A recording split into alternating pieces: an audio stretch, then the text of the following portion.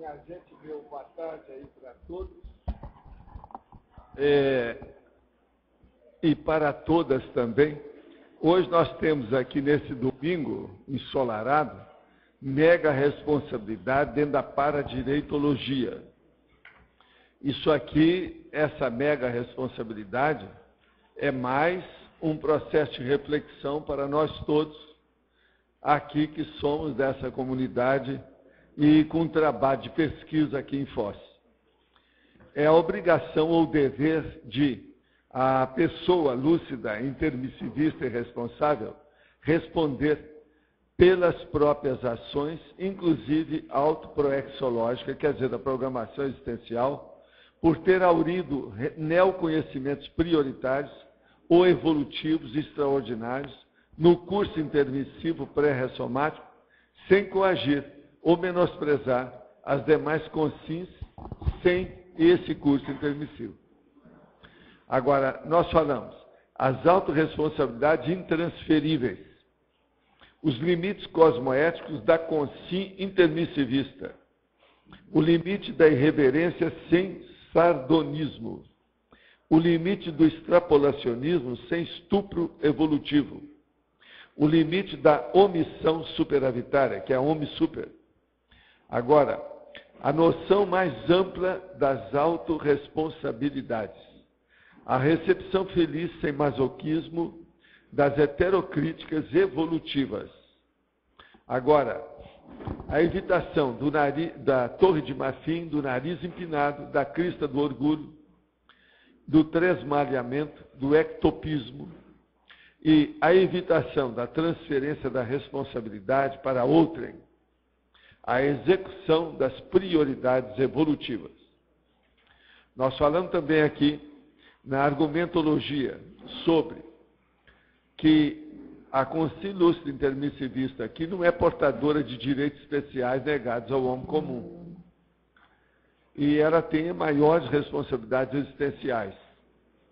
O curso intermissivo não dá asas de anjo, nem auréola de sábio ao indivíduo na mega escola evolutiva desta dimensão. O problema nosso é de exemplificar de igual para igual a inteligência evolutiva. Não somos consciências ungidas, nem pertencemos às ideologias pré-maternais jurássica ou de povo escolhido. Povo escolhido, vocês sabem, os judeus falam muito em povo escolhido e os nazistas também com Hitler falou muito em povo escolhido. Deu no que deu. Agora, olhar também que tudo são desafios autoevolutivos maxproexológicos. Logo em seguida, na caracterologia, nós damos 100 reações pessoais entre a consciência vulgar ou antiga e a consciência pessoa intermissivista, supostamente reciclante, evolutiva, renovada aqui. São 100. Só aí a pessoa tem uma panorâmica da situação. Foi usada aí a técnica da exaustividade. Eu quero dizer para vocês que o número 25, onde está desídia, a segunda coluna não é responsabilidade, é autodisposição. Isso aí já foi corrigido lá, porque está repetida essa responsabilidade. Agora, na frase enfática, a autoconsciência quanto à mega responsabilidade é a reação sadia do proexista, homem ou mulher, ante os deveres naturais para execução e completude da proex pessoal. Você, na condição de intermissivista, se sente inteiramente à vontade na vivência das próprias mega responsabilidades?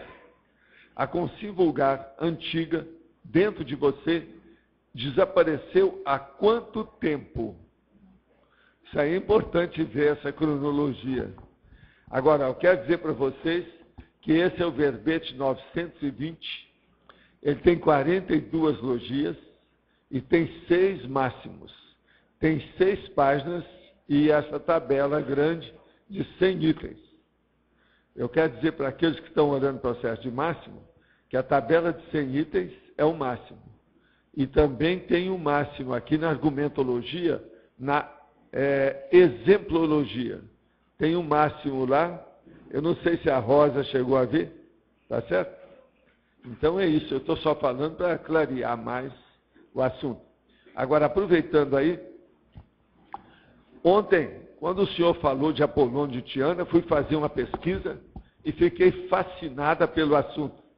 Poderia me dizer por que a igreja destruiu a obra dele? Sabe se ele já ressomou? Ele era um desperto? Primeira coisa, ele já ressomou várias vezes.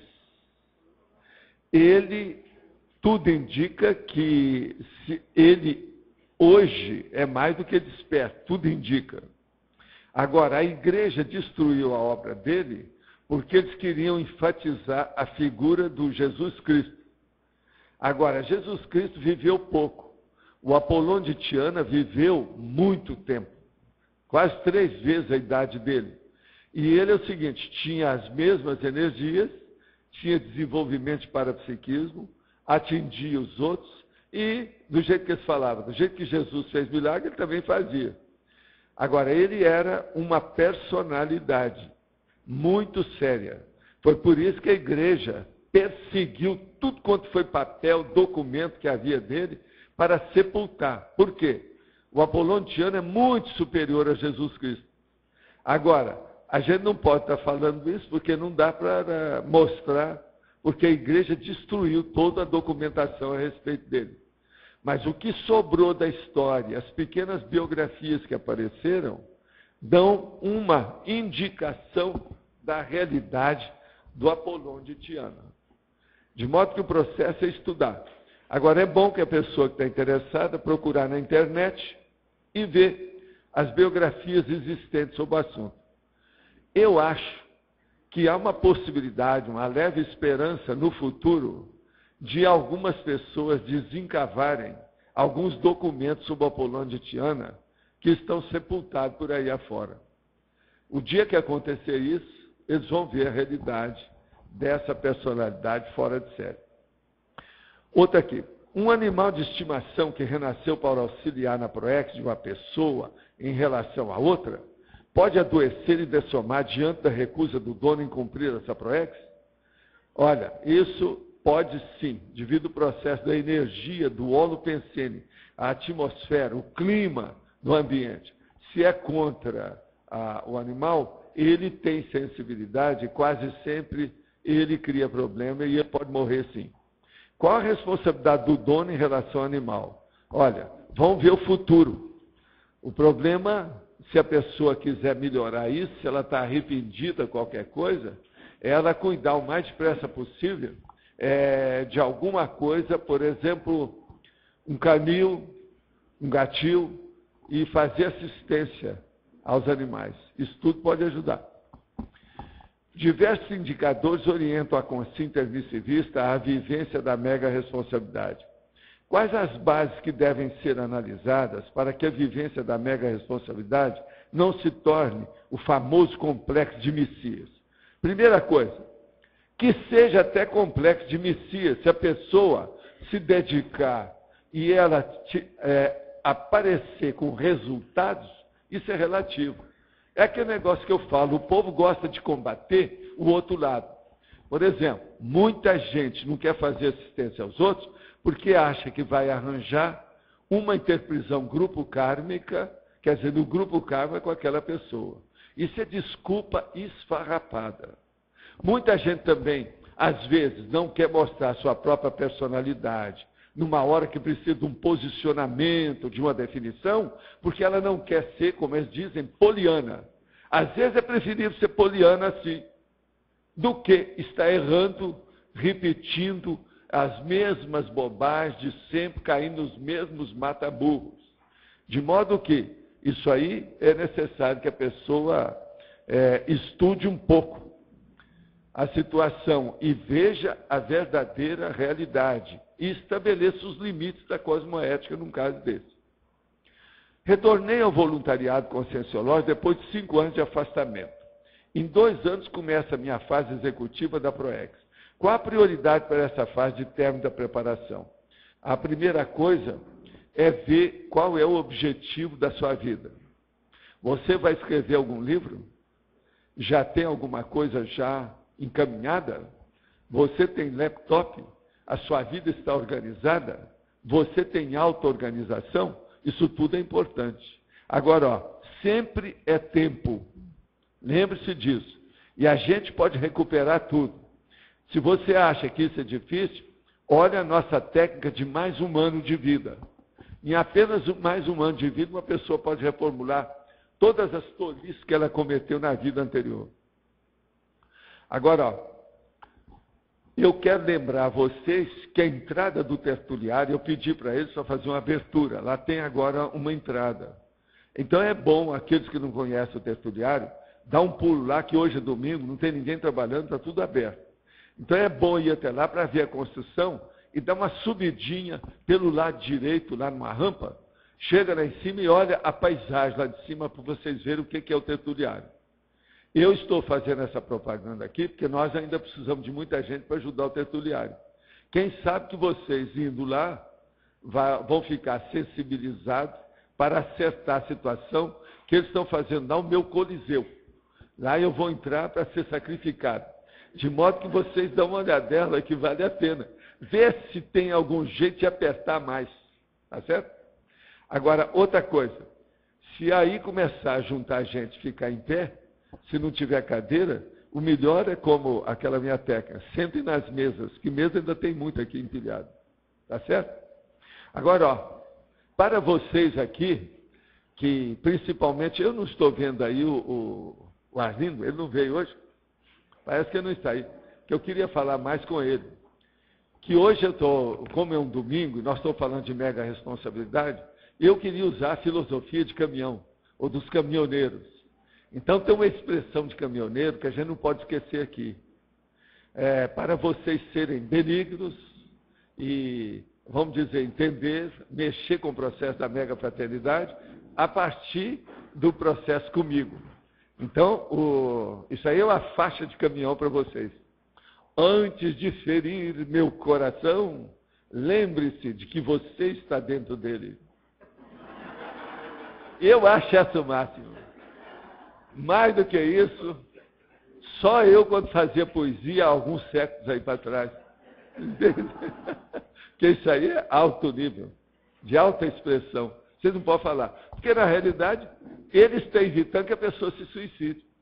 Porque se está dentro do meu coração, e ele vem e vai ferir, vai matar o próprio cara. Se ele é que provocou isso, é suicídio. Na minha terra, é suicídio. Agora, tenho duas dúvidas. Na frase enfática, estaria errado dizer para deveres, ao invés de deveres naturais, na frase enfática? O que vocês acham? Ô Jarbas, o que você acha disso?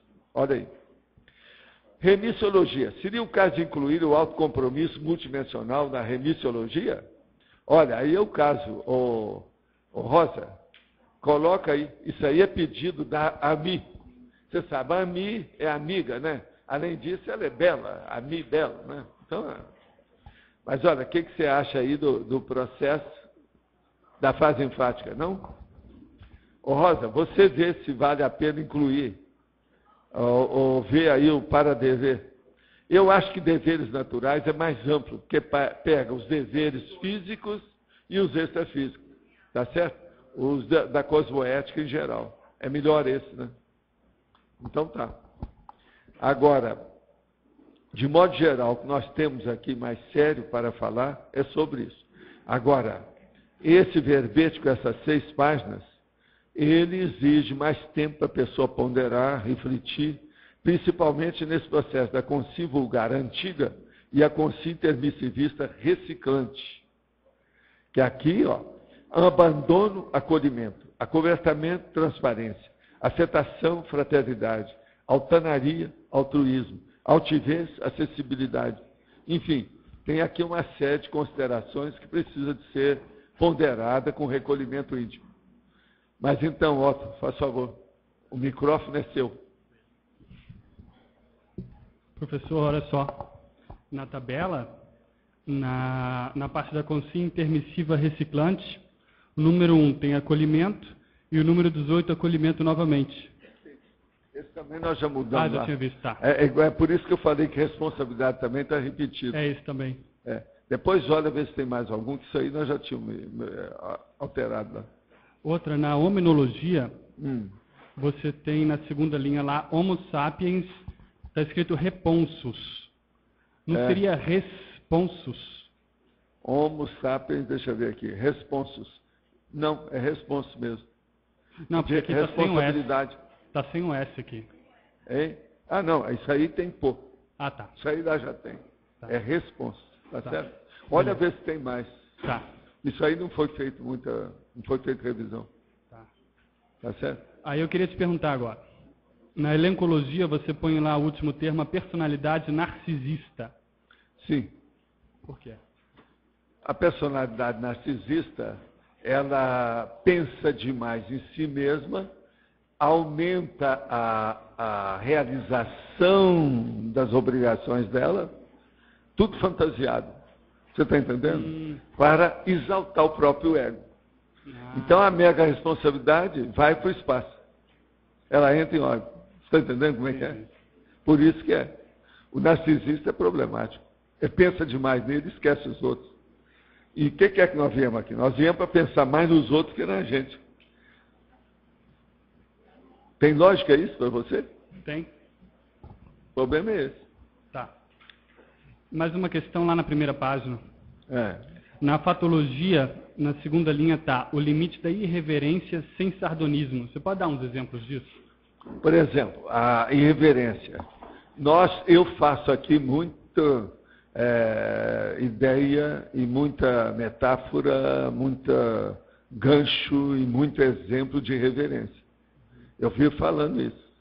Você está entendendo? Por exemplo, eu usar, por exemplo, esse disco de motorista de caminhão. Isso também é irreverência. Agora, o que se passa? Seria sardônico? Seria sarcástico? Seria um negócio que passaria da conta? Se eu, por exemplo, colocasse alguma coisa mais pesada. Então, se eu fosse usar, por exemplo, a coisa mais pesada, eu ia colocar os negócios de sexo. Você sabe que sexo não é fácil, né?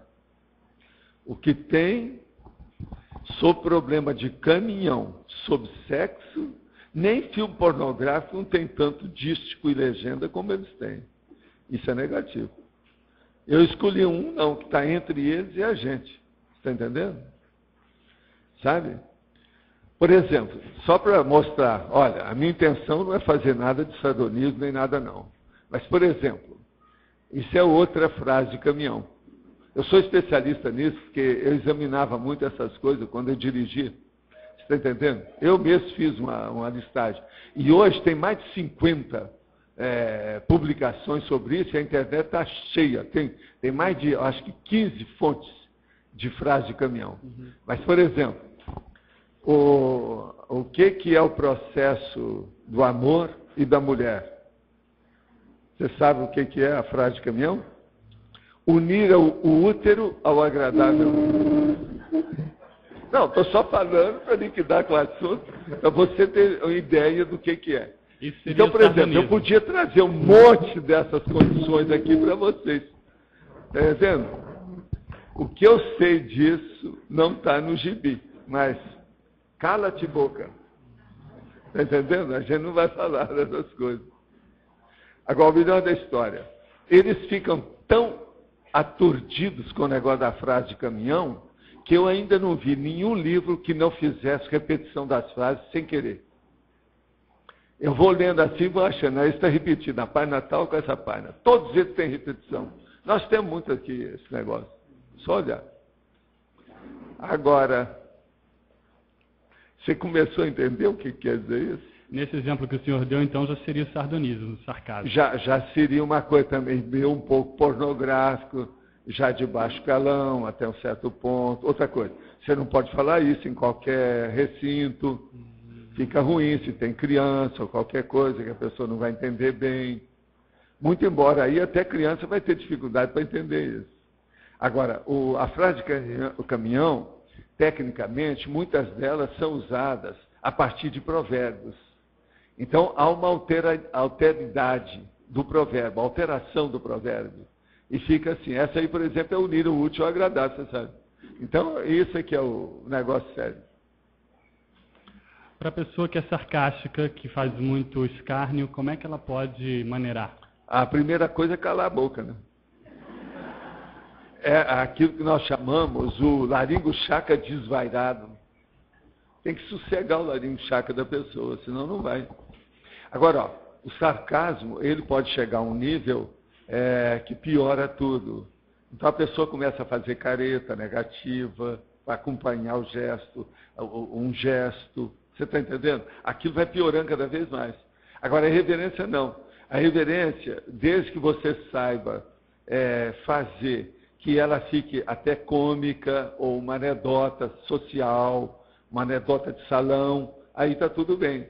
Ela não fica aquilo que o povo chama cabeluda, você está entendendo? Pesadona. Isso aí é que é o negócio. Então a irreverência é o limite disso. Porque se você também não for irreverente, aí sim você vai ser poliana. Você está entendendo? Você está com medo. Você não está pondo a mão na cumbuca. Está com medo do fogo, está com medo de se queimar. Isso aí não é bom.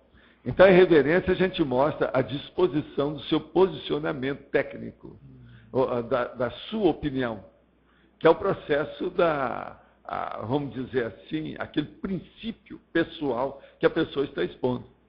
Para bancar a Verpom, ela vai ter que ter um certo percentual de reverência, então. Olha, a maioria do tempo você vai ter que ter. E outra coisa, para você fazer um processo de ciência, se a pessoa não for irreverente, ela tem alguma coisa. Quase sempre ela está com algum restringimento, uma restrição. Às vezes ela está até sob coação. Se você chega numa universidade, uma professora, um professor, mesmo que seja PhD ou PhDiva, o cara tem pós-doutorado, tem tudo, mas você nota que ele vai até um certo ponto, mas não abre o jogo, ele não faz o povo rir, ou participar da história, porque tudo na vida é o seguinte, não há plateia boa que não seja participante. Toda plateia tem que participar, o público tem que participar de qualquer coisa. Por sinal, você sabe, nós vamos virar isso aqui com o tempo, quando estiver lá no tertuliário, uma plateia mesmo, do jeito que é que eu tinha programa no rádio, nós vamos fazer agora na televisão. Já há uma pessoa já interessada em levar para a televisão. Nós já estamos começando a estudar o tertuliário. E eu já mandei avisar para ele, olha, a partir do tertuliário vai ser todo dia, até segunda-feira vai ter. E são 2 horas no mínimo, porque tem o preâmbulo e tem o pós-fácil da história, isso tudo nós vamos ter. De modo que rádio já tem um que está querendo fazer uma rádio, agora já tem outro que está pegando a televisão. E esse povo tem cacife, pode ser que nós vamos chegar lá. Essas são as primeiras notícias. Agora, eu já falei que oportunamente a gente vai ter que ver a geopolítica do processo da mídia, para saber um que vai entrar no outro, a região de cada um, como é que entra e tal, que isso aí vai pegar.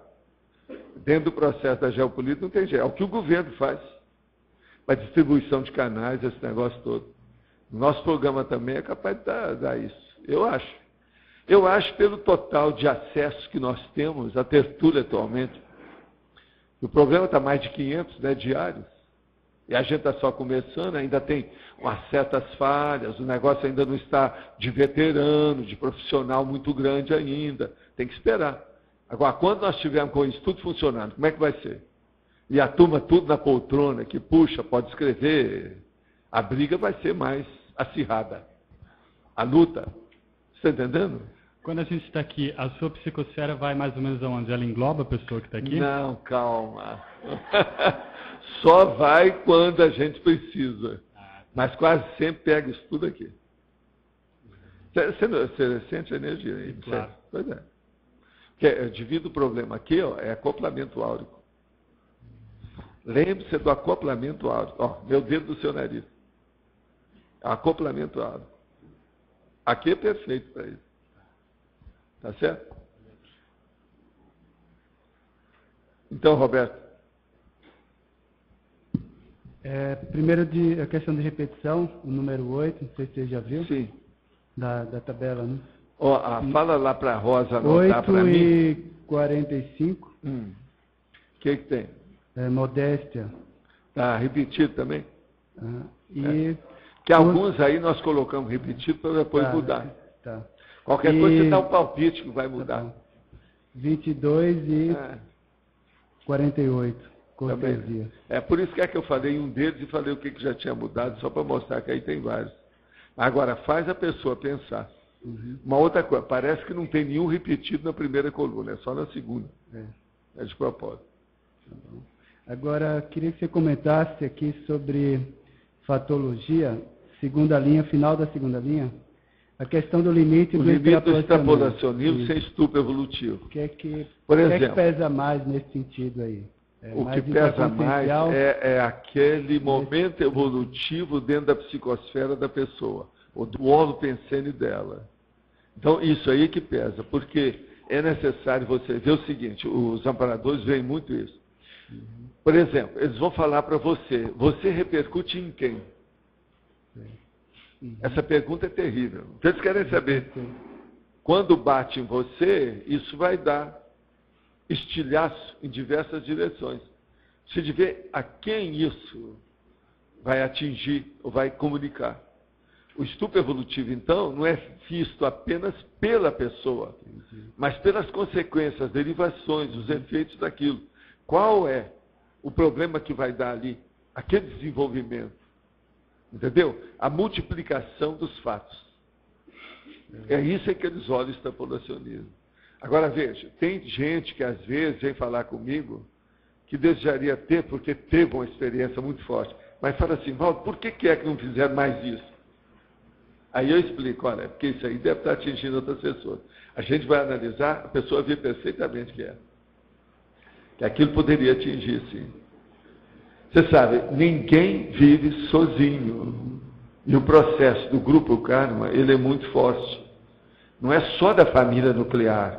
Isso pega uma opção de coisa. Por exemplo, aqui, se uma pessoa passa uma experiência dessas básicas aqui, ó, que está dirigindo algum departamento, dessas ICs e tudo mais que nós temos aqui, isso repercute em tudo.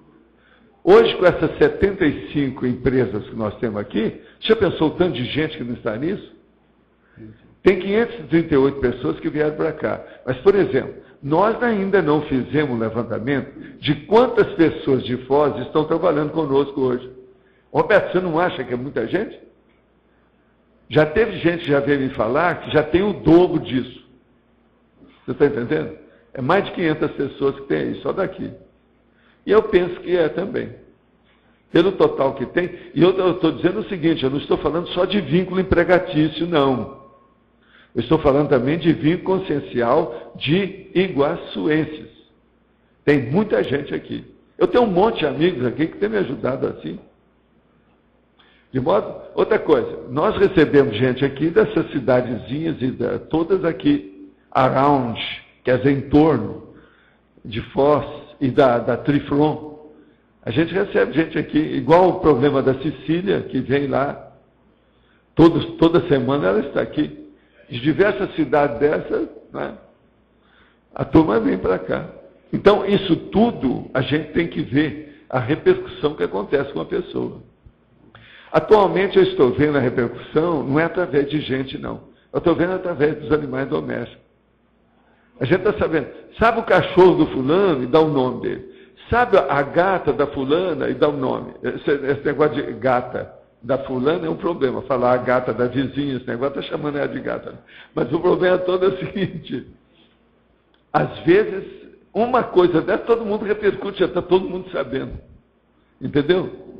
Então, o processo é sério. Eu já falei com o César Cordioli sobre o processo aqui da Cognópolis, que isso vai avançar cada vez mais dentro do processo, com o passar do tempo. A gente vai ficar... todo mundo se conhece, você está entendendo como é que é? Com muito mais repercussão. Então, o extrapolacionismo, para ajudar alguém com a situação toda, eles vão olhar muito isso. Eu estou só te falando por causa da ampliação do holopensene. Não tem lógica isso? Não faz sentido? É.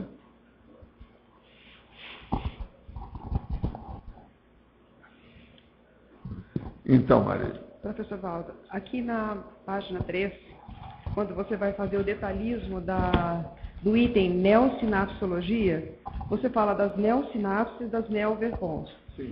Eu queria correlacionar, entender um pouco mais essa questão da mega responsabilidade, da corresponsabilidade e o fato de você acessar. Como é que você pode ter esse acesso A primeira maior? coisa é o seguinte, amparador nenhum vai te dar muita ideia se ele vê que você vai fazer mau uso daquela ideia.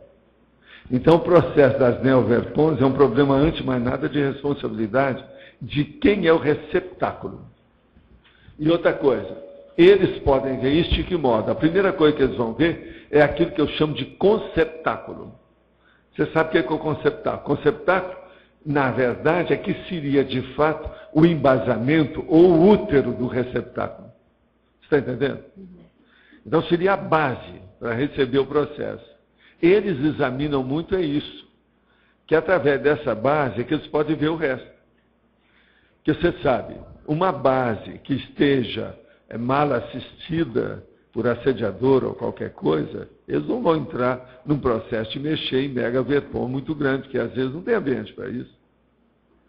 Então a responsabilidade, ela vem com a verdade relativa de ponta. Isso envolve a questão da cosmoética, no sentido de você lidar... A cosmoética pura, vivenciada. No caso, teática. Entende? Cosmoética teática. Então, uma pergunta. Em tese, vamos dizer assim, uma pessoa só pode ter acesso a essa neoverpon, né? Pode acessar. Ela vai acessar essa neoverpon se ela tiver uma base cosmoética melhor para poder lidar com isso. Quase sempre a cosmoética precisa entrar nisso. Porque senão ela vai desbordar com o processo ou vai usar aquilo de maneira errada. Porque uma verdade relativa de ponta é de uma responsabilidade enorme, só de você falar nisso.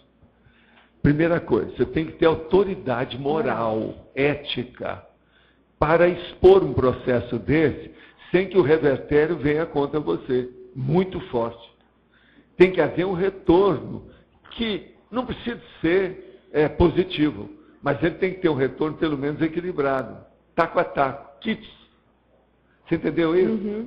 Que é uma coisa seguinte, você lança alguma ideia para lá, você pode ter um retorno favorável, pode ter um revertério contra você e pode ter uma vinda que é apenas uma ressonância, um eco daquilo que você fez. Não tem nem pró, nem contra. Empatou. Entendeu? São 3 reações que tem a ver com nessa história. Agora, você falou em termos de responsabilidade. Agora, necessariamente não é pelo fato de você ter passado pelo curso intermissivo que você vai ter acesso a uma neoverpon. Não. Uma ideia inata? Não. Porque a neoverpon é necessário que haja o que eu disse. Primeiro, o conceptáculo. Perfeito. Depois, um receptáculo autoconsciente, lúcido, predisponente ao processo. Isso é muito sério. Não é isso? Agora, esse processo, por exemplo, de você acessar essa neoverpon, né? Você pode dar um exemplo didático para poder estar entendendo? A gente estava discutindo isso até nesse evento, a condição de você acessar essa ideia. Por exemplo, você identificar. Vamos entender. A hora, por exemplo, que eu comecei a frisar as coisas sobre pré-mãe, que é lá do EM. O EM não está aqui mais. Então a situação é essa. Agora, eu tenho que julgar com esses processos com aquelas pessoas que me conheceram junto com o EM. Você está entendendo? Olha a responsabilidade disso. Outra coisa, o EM não está aqui mais. Então eu tenho que ter uma responsabilidade enorme de dizer até que limite que eu falo das coisas. Eu não posso exagerar nada, não posso fantasiar. Eu tenho que mostrar os fatos e parafatos do jeito que foram. Porque ele também não está aqui para defender. Agora, melhor da história. Eu já falei isso aqui. Eu acho que você sabe disso. Eu falei, quando a gente chega na minha idade assim, que você já está na 3ª para a 4ª idade, a maioria de todos os personagens do seu elenco, da elencologia, já morreram, já dessomaram. Eles não estão aqui para asseverar, para afirmar se eu estou falando a verdade ou não. Então você fica no mato sem cachorro. Você está entendendo como é que é? Sem sair. Você lembra que eu falei isso aqui a respeito de determinadas pessoas aí que eu estava expondo? Uma pessoa que chega nessa idade, que ela teve vivência, vida pública, do jeito que eu tive durante muitos anos, isso aí é um problemão. Porque você já não tem mais testemunha para vir a seu favor. Você está entendendo? E outra coisa, por outro lado, é um perigo. Que eu posso exagerar tudo que aconteceu, aí os amparadores é que vão puxar a orelha. Você está entendendo o nível? Ninguém escapa de fiscalização sobre as coisas mais sérias da humanidade. Todos nós somos fiscalizados. A gente tem desde juiz, de auditor, de fiscal, de ombudsman, entende? Todo mundo está de olho na gente. São os feitores da própria evolução. Agora, ó, os que ajudam mais a gente, por incrível que pareça, são os assediadores. Na fiscalização? Porque esses, não adianta, eles não têm meio termo, eles vão direto aos finalmente. E dá uma facada. Denuncia. Dá uma, entende? Uma fustigada na pessoa. A pessoa vai ver a realidade. Entende? Uhum. Tudo na vida é bem pensado. Até o vulcão tem sua inteligência. Tem que pensar nisso. Então, o mega assediador também tem sua razão de ser. E no seu ponto de vista, quais seriam os aspectos que hoje nós, aqui na comunidade conscienciológica, precisamos... Não, no meu ponto de vista, eu olho muito vocês para fazer a mesma coisa que os amparadores fazem comigo. Eu sigo tudo tentando imitá-los. É lógico que é uma imitação horrível, você está entendendo, de paródia, mas eu faço força. Então, por exemplo, a primeira coisa, que é um princípio que eu sigo, é o seguinte: eles não fazem estupro evolutivo, eu também não faço com vocês. Isso é regra.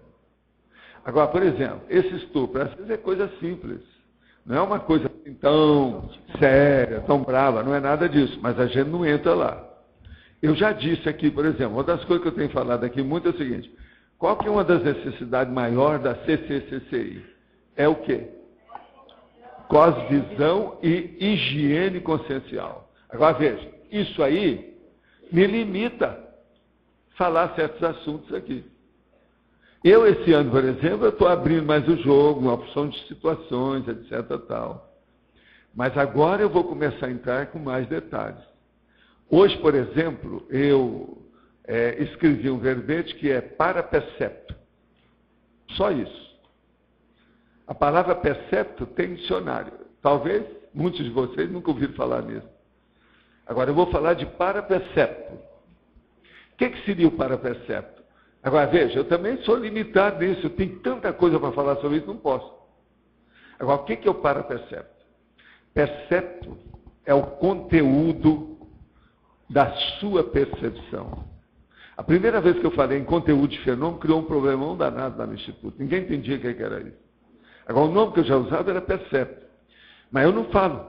Mas eu já tenho aqui, sabe, verbetes que já falam de percepto. Agora, veja, o que eu quero falar é o para-percepto. Então, o para-percepto seria, qual é o conteúdo do para-fenômeno que ocorre com a gente? Entendeu? Uhum. Agora, só isso aí, isso vai longe. Pensa bem o que é isso, o conteúdo, que é o processo da mensagem, que eu também falo aqui.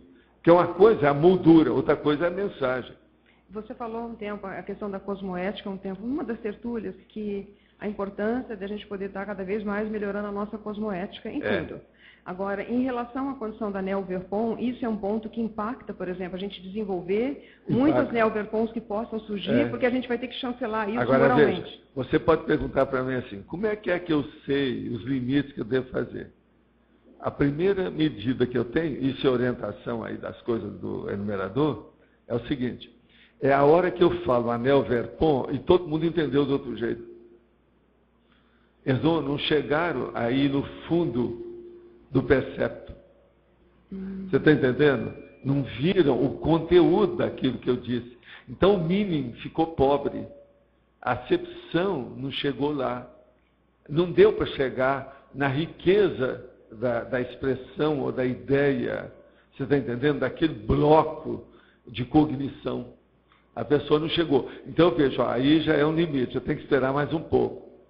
Agora, esses 6 anos que nós estamos mais ativos com o processo da tertúlia, isso tudo já melhorou muito.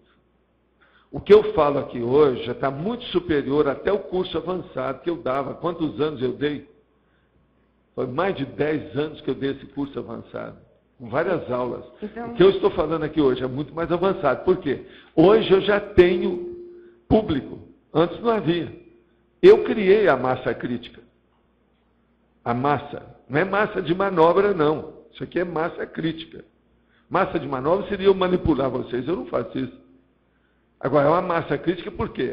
a turma que faz crítica, o processo é de debate. Você pergunta, eu respondo se aceita ou não, você anota. É uma briga de ideias. Então, se você for colocar, tem como colocar didaticamente essa base, vamos dizer assim, consciencial, que a gente precisa estar calçando para você lidar melhor com essas A novas base, formas? eu acho, sabe, Marília, que o melhor que a pessoa pode seguir é ela seguir a inspiração dela. Ela vê por si mesma. Fala assim, se eu estivesse no lugar dele, como é que eu ia reagir? Eu teria ideia para isso?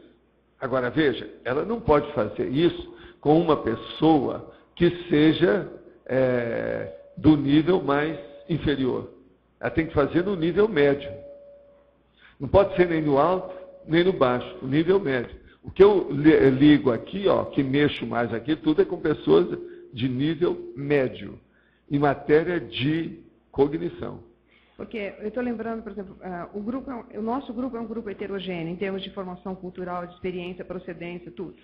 Quando você lançou a condição da teoria dos serenões, você teve que esperar um tempo, mesmo com... Foi, não, mas a teoria dos serenões já foi lançada também com outro objetivo, que era para criar problema. Isso é outra coisa, a impactoterapia.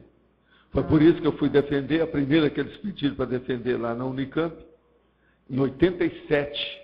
Presta atenção. E já vão para 21 anos, né?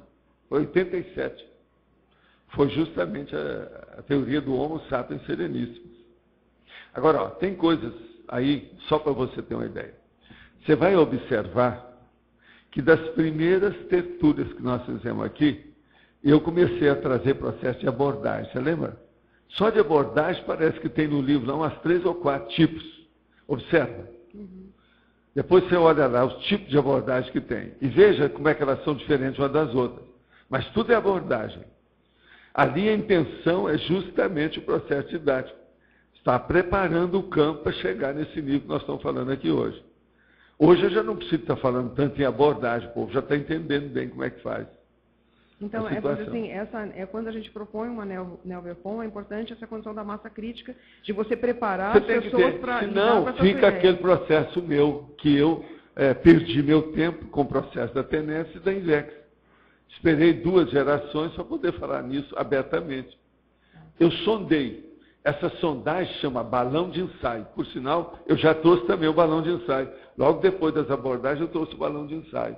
Então, por exemplo, eu tentei o balão de ensaio primeiro, com gente da minha família. Segundo, com meus colegas de escola. Terceiro, com os colegas lá de ideologia, que no caso eram os espíritas. Depois, eu tentei numa mídia maior. Não houve repercussão de nada. Ninguém estava entendendo nada que eu estava falando. Então eu falei assim, não adianta. Aí eu falei assim, o jeito é esperar que pelo menos a maioria dessas personalidades tenham feito o curso intermissivo para me entender. Foi o que eu fiz. Então esperamos a temporada, que foi o equivalente a pelo menos 2 ou 3 gerações, para então a gente entrar nisso. Você tem uma ideia? A Invex, por exemplo, ela entrou mesmo para valer quando nós fizemos o Instituto. Foi a hora que eu vi que tinha ambiente para o povo entender. Você vê como é que isso é sério. E outra coisa, no Instituto, como as coisas nossas, a maioria que nós sempre tratamos, nós não tratamos de criança. Todo mundo era adulto. A maioria com curso superior. Entende? Mas aí é que começou a aparecer a ideia da Invex. E aquilo já começou a criar problema, por causa dos reciclantes. A hora que a gente mostrava a técnica e explicava todo o mecanismo, os reciclantes batiam o pé. Opa, isso aí tá. Houve briga, foi preciso eu intervir. Entende? Teve cursos que começaram a dar lá, que depois foram me chamar na diretoria. Para eu intervir lá, para acalmar todo mundo. Que a briga ideológica estava horrível. Entre a turma, você está entendendo? Da repetição e a turma da renovação, que era um negócio não é fácil. Entende? Que eram os veteranos e os calouros.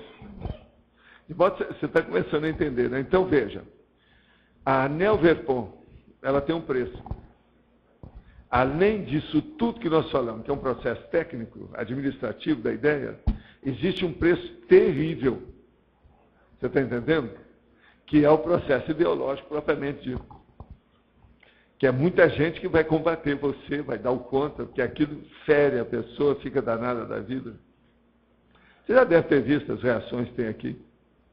Sempre foi assim. E hoje eu acho que essas reações elas são muito menores. Porque, inevitavelmente, ela vai promover um nível de transformação muito grande através das ideias que ela traz. Vai. A gente vai chegar lá. Tá certo. Obrigada. Então, Eliel. Sr. Valdo, ali na fatologia, terceira linha, limite da omissão superafetária. Eu gostaria de saber, por exemplo, como que a gente pode estar trabalhando esse limite dessa omissão. Ou seja, você coloca assim, muitas vezes você fala assim, não, eu estou abrindo o jogo, mas conforme o nível evolutivo de cada um, para não fazer estrupo evolutivo. O limite certo mesmo é a hora que você fala, expõe tudo, mas não participa. Entende?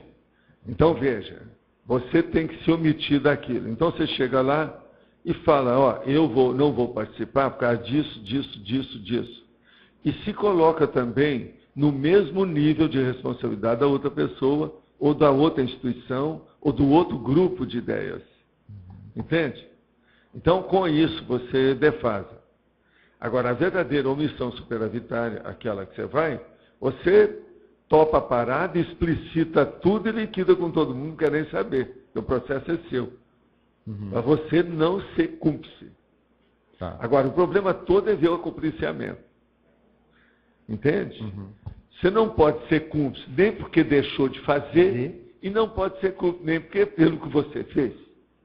Você entendeu ou não? Não entendi. Mas esse é o limite. Agora veja, na hora que você começa a participar, você já está fazendo. Você entendeu bem isso? Sim. As ações nossas começam pela cabeça, aquilo que a gente pensa. Segundo lugar, pelo que você fala. Terceira que vem a movimentação da energia do pensene, do N e do pensene. Então pensa nisso. Tá, entendi. Na mega pensenologia, o senhor coloca lá, a mega responsabilidades extremas. Eu queria saber assim, qual que seria um exemplo de uma mega responsabilidade extrema de um desperto?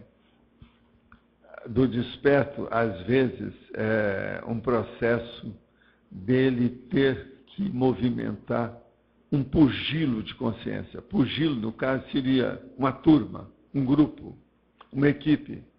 Entende? E outra coisa, caminhando para a desperticidade, né? No caso aí. O desperto levando é bom. O grupo todo para a desperticidade. Então, veja, nesse caso, o problema da exemplificação é uma coisa terrível. Né? Não preciso te falar noutra coisa, é só falar no exemplo, acabou. Só isso aí já Mata. Exige demais. Você não acha que exige? Sim, sim. Pois é, esse é o caminho. Vamos pensar. Então, Ivo. Valdo, você falou ali para a Marília que os assediadores ajudam muito a gente em uma série de aspectos. Pode acontecer que o assédio da juventude da pessoa dê alguma, até mesmo, não que seja uma dica consciente, mas acaba dando uma coordenada em relação à mega responsabilidade da pessoa? Como assim? Me expõe aí. O meu caso, tá? Lá naquela vez em 91, lá no hotel, lá tudo, tá? Hoje eu fazendo balanço das coisas, tá? Você não esqueceu, né? Não, eu não tenho como esquecer. É. Eu não tenho como esquecer. Agora, fazendo balanço das coisas, eu penso assim, o meu vínculo com a conscienciologia ficou muito mais maduro a partir dali. Não, mas foi, mas por quê? Porque você veio para os seus. Aquele negócio, welcome to the club. Você entrou no clube. Que antes eles não estavam deixando de modo algum. Agora aí, você tinha uma cabeça para estudar, mas era muito imaturo em matéria de emoção. Sim. Você lembra do negócio que eu falei sobre o caso do carro? Caso de quem? Do carro. Eu cheguei a contar isso para você, não sei se você lembra. Não estou lembrando. Que eu falei nos dias, mas é que naquela ocasião você estava muito... Eu posso falar o carro? Pode. O que é? O caso todo é o seguinte. Isso tudo aconteceu. Estou falando tudo verdade. Eu estava lá e a gente tinha que dar curso, aquela coisa toda. Mas, você sabe, a gente chega num lugar desse, eu nunca levei meu carro para andar com ele, nada. Sempre a gente estava com o carro de alguém. Então, o que se passa? Lá, a gente também não sabia onde nós íamos ficar direito, tinha só chegado no hotel, aquele negócio todo. Então, lá, pelas tantas, eles pegam a gente com o carro, a gente entra no carro, e ele para 2 ou 3 quarteirões de distância com o carro, e fala assim, ó, vocês andam aqui que o hotel é lá na ponta.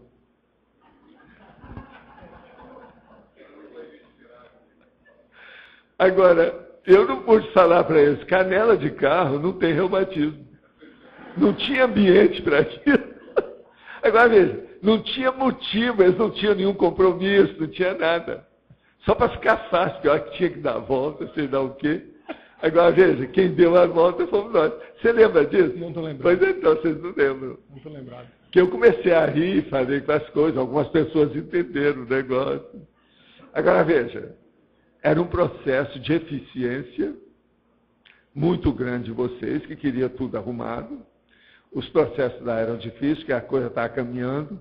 Já tinha muita gente trabalhando, você lembra? Uhum.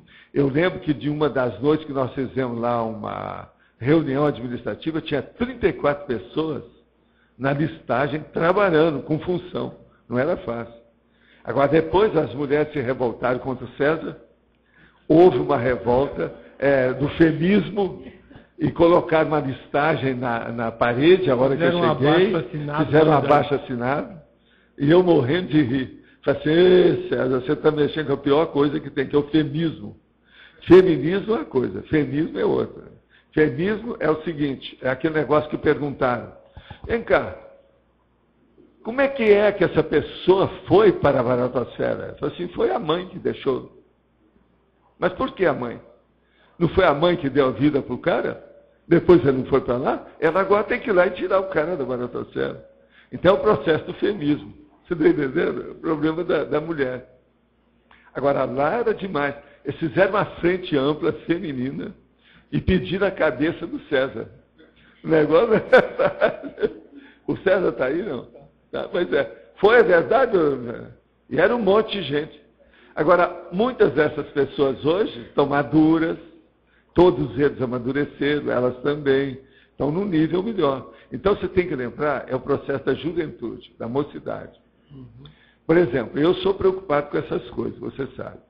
A hora que eles vão falar o caso aí para fazer o serenário, eu falo assim, a hora que tiver a coisa encaminhada, vocês me falam que eu vou lá, seja o que for.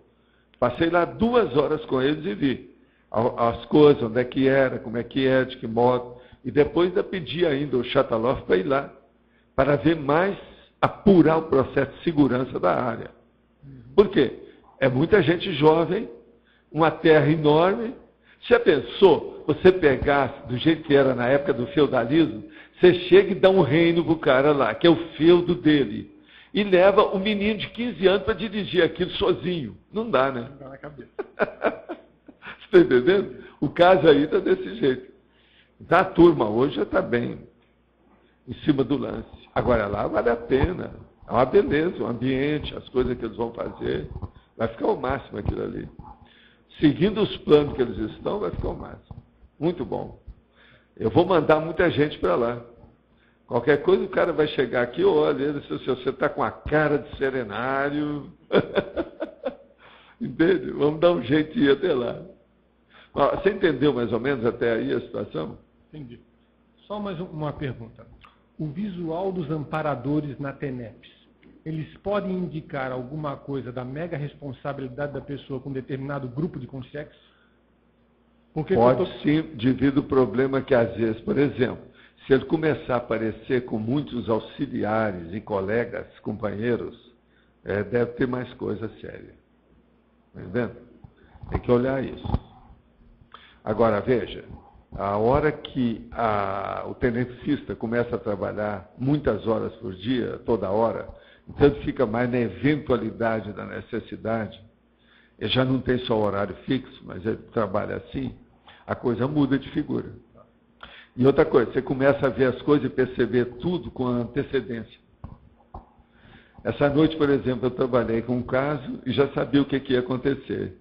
As pessoas apareceram do jeito que eu estava pensando. Aí eu falei para elas, aconteceu isso. Todo mundo confirmou. E a senhora virou para mim e falou assim, olha, nesse horário que você estava falando aí, que fez isso, eu estava só pensando em você e mandando a ideia.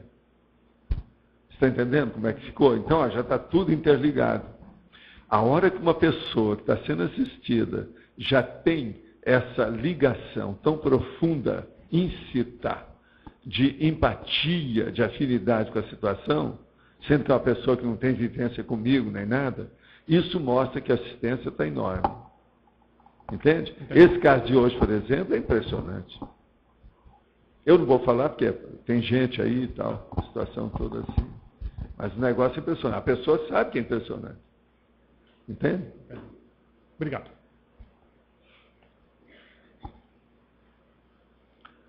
Então, Pedro. Professor, eu queria que o senhor comentasse, falasse um pouco da relação da mega responsabilidade com o trafor, o mega trafor e com o mega trafar.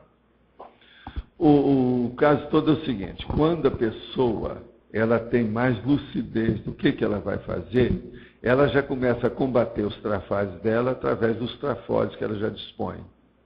A hora que começa a acontecer uma situação dessa, ela vai ampliando os trabalhos da responsabilidade dela pouco a pouco, para não ter que voltar atrás. Então, ela faz muito mais um planejamento adredemente estudado, com detalhes, planificado, nas minúcias, para não haver tanto erro, para não ter que estar repetindo as coisas. Agora, veja, é justamente isso que a Invex está começando a mexer através da Sinvex. Por sinal, quero falar uma coisa para vocês. Eu vi também, de ontem para hoje, todo o livro que a Editares vai publicar sobre a Sinvex. Olha, é de tirar o chapéu. Que eu mesmo pedi para eles para fazer isso. Que eu não quis fazer o manual da Invex. Agora, eles colocaram, é um livro enorme, de mais de 200 páginas, muito bem pensado. A parte básica toda desses problemas, a problemática, os conflitos todos que tem, está tudo ali. No livro que eu vi lá, faltam 4 coisas que eu pedi para estudar e fazer o índice remissivo que ainda não foi feito. Mas está muito bom. E isso nós vamos precisar. Que a Sinvex agora é maior, tem mais gente. Esse livro, nós temos que difundi-lo aqui de todo jeito. Ficando pronto, eu quero mostrá-lo aqui e a gente vai até debater coisa dele na tertúlia. Vale a pena isso para vocês todos. Entende como é que é? Sim. O livro está muito bom, está bem substancioso, ponderado. E outra coisa, a maioria que escreveu, são 4 ou 5 ali que escreveram o livro. É tudo jovem também, né? É tudo inversor. Então, eles já sentiram no peito os problemas. Vale a pena. Tem mais uma pergunta aqui. Sim. Na 5ª linha da fatologia, o senhor coloca a torre de marfim. Eu queria que o senhor comentasse também. A torre de marfim é um problema muito sério aí, como também esse caso aqui do nariz empinado, que é a crista do orgulho. São 3 coisas que eu coloquei em seguida de propósito. Então, as pessoas, às vezes, devido ao problema dela se sentir, vamos dizer assim, com mais noção, conhecimento ou informação, às vezes até privilegiada perante a evolução, ela se sente no direito, erradamente, de querer mostrar que é superior aos outros. Então ela se isola, fica diferente, mostra uma soberba, um orgulho muito grande daquela condição. Então a torre de marfim é um processo de orgulho. E outra coisa, esse orgulho, por exemplo, nessa questão que nós estamos falando, para vocês que são jovens, não tem mesmo cabimento de modo algum. O jovem tem muito menos, vamos dizer, possibilidade de mexer com orgulho, porque não sabe nem direito o que é isso. Você está entendendo? Uhum. Fora a falta de infraestrutura que ele tem. No entanto, tem jovem que chega que quer arrasar com tudo. Por quê? Ele é jovem, inexperiente, acha que é o dono da verdade e acaba com tudo. Nós temos um aí que trabalha hoje, que hoje ele está bem maduro, que quando ele chegou, ele dava conta em tudo. Tudo que você falava para ele, ele falava um não e mostrava o contrário.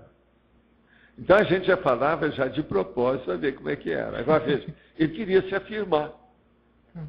Agora, de qualquer maneira, através disso, de um modo ou outro, levantando, reerguendo, soerguendo, caindo, entende? Ele conseguiu chegar, porque ele está firme aí com o trabalho, com as coisas todas. Ele sabe que ele era assim. Entendeu? Isso tudo mudou. Agora, tudo o que é? É o mental soma mal dirigido que segura o processo do orgulho, da vaidade, de superar o problema ali. Ficar por cima da pessoa. Entende? Querer ultrapassar o processo. Então, isso aí que é a Torre de Marfim. Agora, o nariz empinado. Isso é uma das piores coisas que tem aí, porque isso às vezes acontece até com reciclante também, com pessoas de idade. É aquilo que eu falo, por exemplo, você pega uns professores aí das ICs, e um professor vira a cara quando vê o outro professor. Isso não pode. Onde nós estamos? Isso é coisa de faroeste. Você está entendendo como é que é? Isso não é ambiente para nós. Então, veja, esse é o nariz empinado. É a pessoa que torce o nariz, vira a cara, finge que não está enxergando o outro para não cumprimentar. Isso é uma loucura. Agora, eu já tive que fazer a cariação assim, de chamar os dois, só os dois, e falar umas verdades para eles. Mas verdade daquelas acachapantes, você está entendendo? Sim. Mas às vezes é necessário. Agora, isso não acontece. Por quê? É a natureza humana, né? Isso faz parte. Então, você está entendendo o que é a Torre de Marfim? Entendi. O problema todo é o seguinte, quanto mais você sabe, menos você deve mostrar o que você sabe, para você aprender mais. Agora, procura ser pedagogo, procura ser mestre de escola, procura dar alguma coisa didática para o povo, não pode deixar também isso assim. Mas não mostre tudo que você tem. Como diria minha mãe, jogue com a carta de menos. Sim. Minha mãe me falava isso quando eu era menino. Minha mãe tinha muito medo das minhas coisas, porque eu tinha estudado junto com ela, depois eu tinha o preceptor. Então eu sabia mais do que a média dos meus colegas todos, na mesma idade. Até mais velho do que eu, entendeu? Então eu falei assim, meu filho, você do jeito que está, tem que julgar com a carta de menos. A primeira vez que ela falou, eu não entendi nada que ela quis dizer com isso. É isso que eles chamam aí de guardar o ar na manga. Esconder alguma coisa. Ela estava certa, com o tempo eu vi que ela estava certa. Porque se eu começasse a mostrar tudo que eu estava sabendo, ia criar um problemão para mim. Você está entendendo? Sim. Agora, o problema todo era o seguinte, eu não podia trabalhar com ninguém, porque rodava, quando eu vi, eu estava na liderança do grupo. Você está entendendo? Vamos fazer um negócio, o povo aí está falando, precisa fazer um clube. Falei assim, então vamos fazer um clube de tênis de mesa. Daí a pouco eu estava com um clube. Em 5 dias eu armei um clube lá com todo mundo da cidade, nunca tinham visto aquilo. Você está entendendo? Então, assim era o processo. Agora, tudo porque eu, já um pouco mais maduro, tinha mais acesso com as pessoas mais de idade. Criança e jovem, adolescente, tem que arranjar isso com pessoas que já têm gabarito, infraestrutura, já tem pé de meia feito, tem patrimônio, que pode ajudar, né? Então, por exemplo, para fazer esse clube do tênis de mesa, eu cheguei para um nosso amigo, que era o Kozak, que era um homem que tinha um monte de indústria, de coisa lá, e uma casa enorme. Então eu cheguei para ele assim, seu Kozak, nós vimos ali que aquela parte aqui do armazém, aqui perto de casa, o senhor não está usando muito aquela sala. O senhor não podia permitir que, enquanto o senhor não está usando, nós vamos colocar um clube lá? Nós prometemos não sujar nada, não perturbar nada do seu imóvel. Ele permitiu. Aí nós arranjamos aquele salão, que é o tamanho disso aqui. Já pensou para fazer um clube de rapazes, de tênis de mesa, quer dizer, ping-pong? Um salão desse? Aí depois nós fomos atrás do outro para fazer as mesas. Então fomos na maçonaria. Arranja para nós umas tábuas aí que nós estamos querendo para fazer mesa. Aí fizemos. Daí a pouco a gente tinha 3 mesas. Sabe, com tênis de mesa. Agora depois tinha que comprar. A rede tinha que comprar, porque aquilo não tinha outro jeito. Raquete a gente fazia. Você sabe que raquete tem muita coisa que você pode pegar e fazer. Hoje em dia eu estava lá agora no shopping, e nós fomos ver nas lojas americanas, tem uns negócios de cozinha para pôr prato, que é uma beleza como raquete. Era aquelas que eu usava. Você já viu, né? Aquela que segura prato assim, ó, para levar. Aquilo é raquete da minha terra.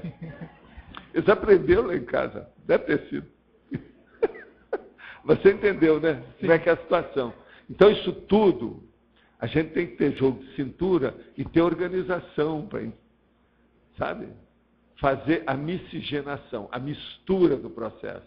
Sim. Aí não é só etnia, não. É o processo cultural, a classe cultural, o nível intelectual das pessoas. Entendi. Agora, quanto a dosar a informação, por exemplo, o senhor tem certas experiências que o senhor não fala, né? Mas Não. tem muitas que o senhor fala, chega e comenta. E tem muitas que eu repito de propósito, Sim, até que eu já vi. a gente vai bater na tecla, até que um dia... Outra coisa, você coloca a ficha, um dia a ficha cai. Porque depois você tem que acompanhar para ver se fez a ligação. Sim. Porque não adianta só a ficha cair. E como é Tem que... gente aqui que fica sabendo das coisas e pronto. Ele fica encruado, ele se fecha. Com medo. Sabe, para não ter responsabilidade. Esse não caiu a ficha, mas não adiantou. Ele não faz ligação, saiu do ar. A gente não pode sair do ar. A hora que caiu a ficha, tem que fazer ligação, tem que entrar no ar, colocar o on, nada de off. E como é que fica isso aí para dosar as informações que tu vai passar?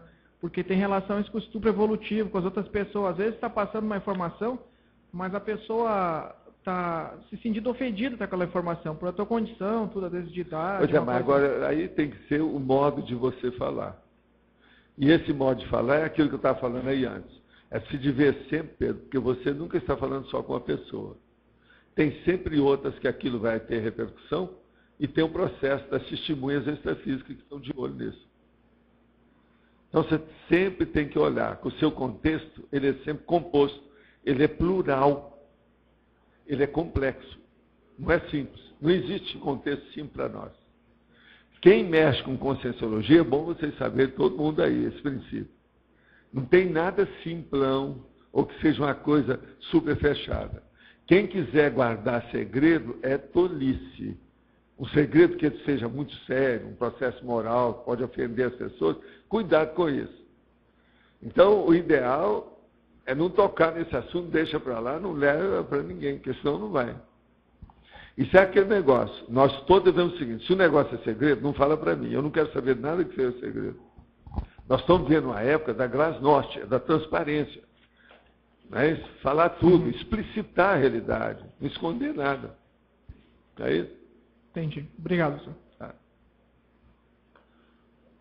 Então, Dom Marcello. Val, na exemplologia você coloca a mega responsabilidade inversiva. Não sei, eu cheguei depois, não sei se alguém já perguntou. Existe algum mega dever ou a mega obrigação principal para o inversor? Sempre tem.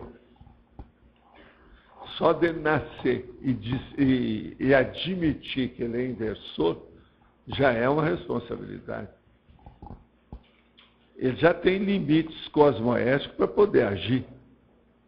Ele não é a pessoa que veio aqui para ficar na anomia, na desordem, no caos, na anarquia. Ele não tem uma liberdade absoluta.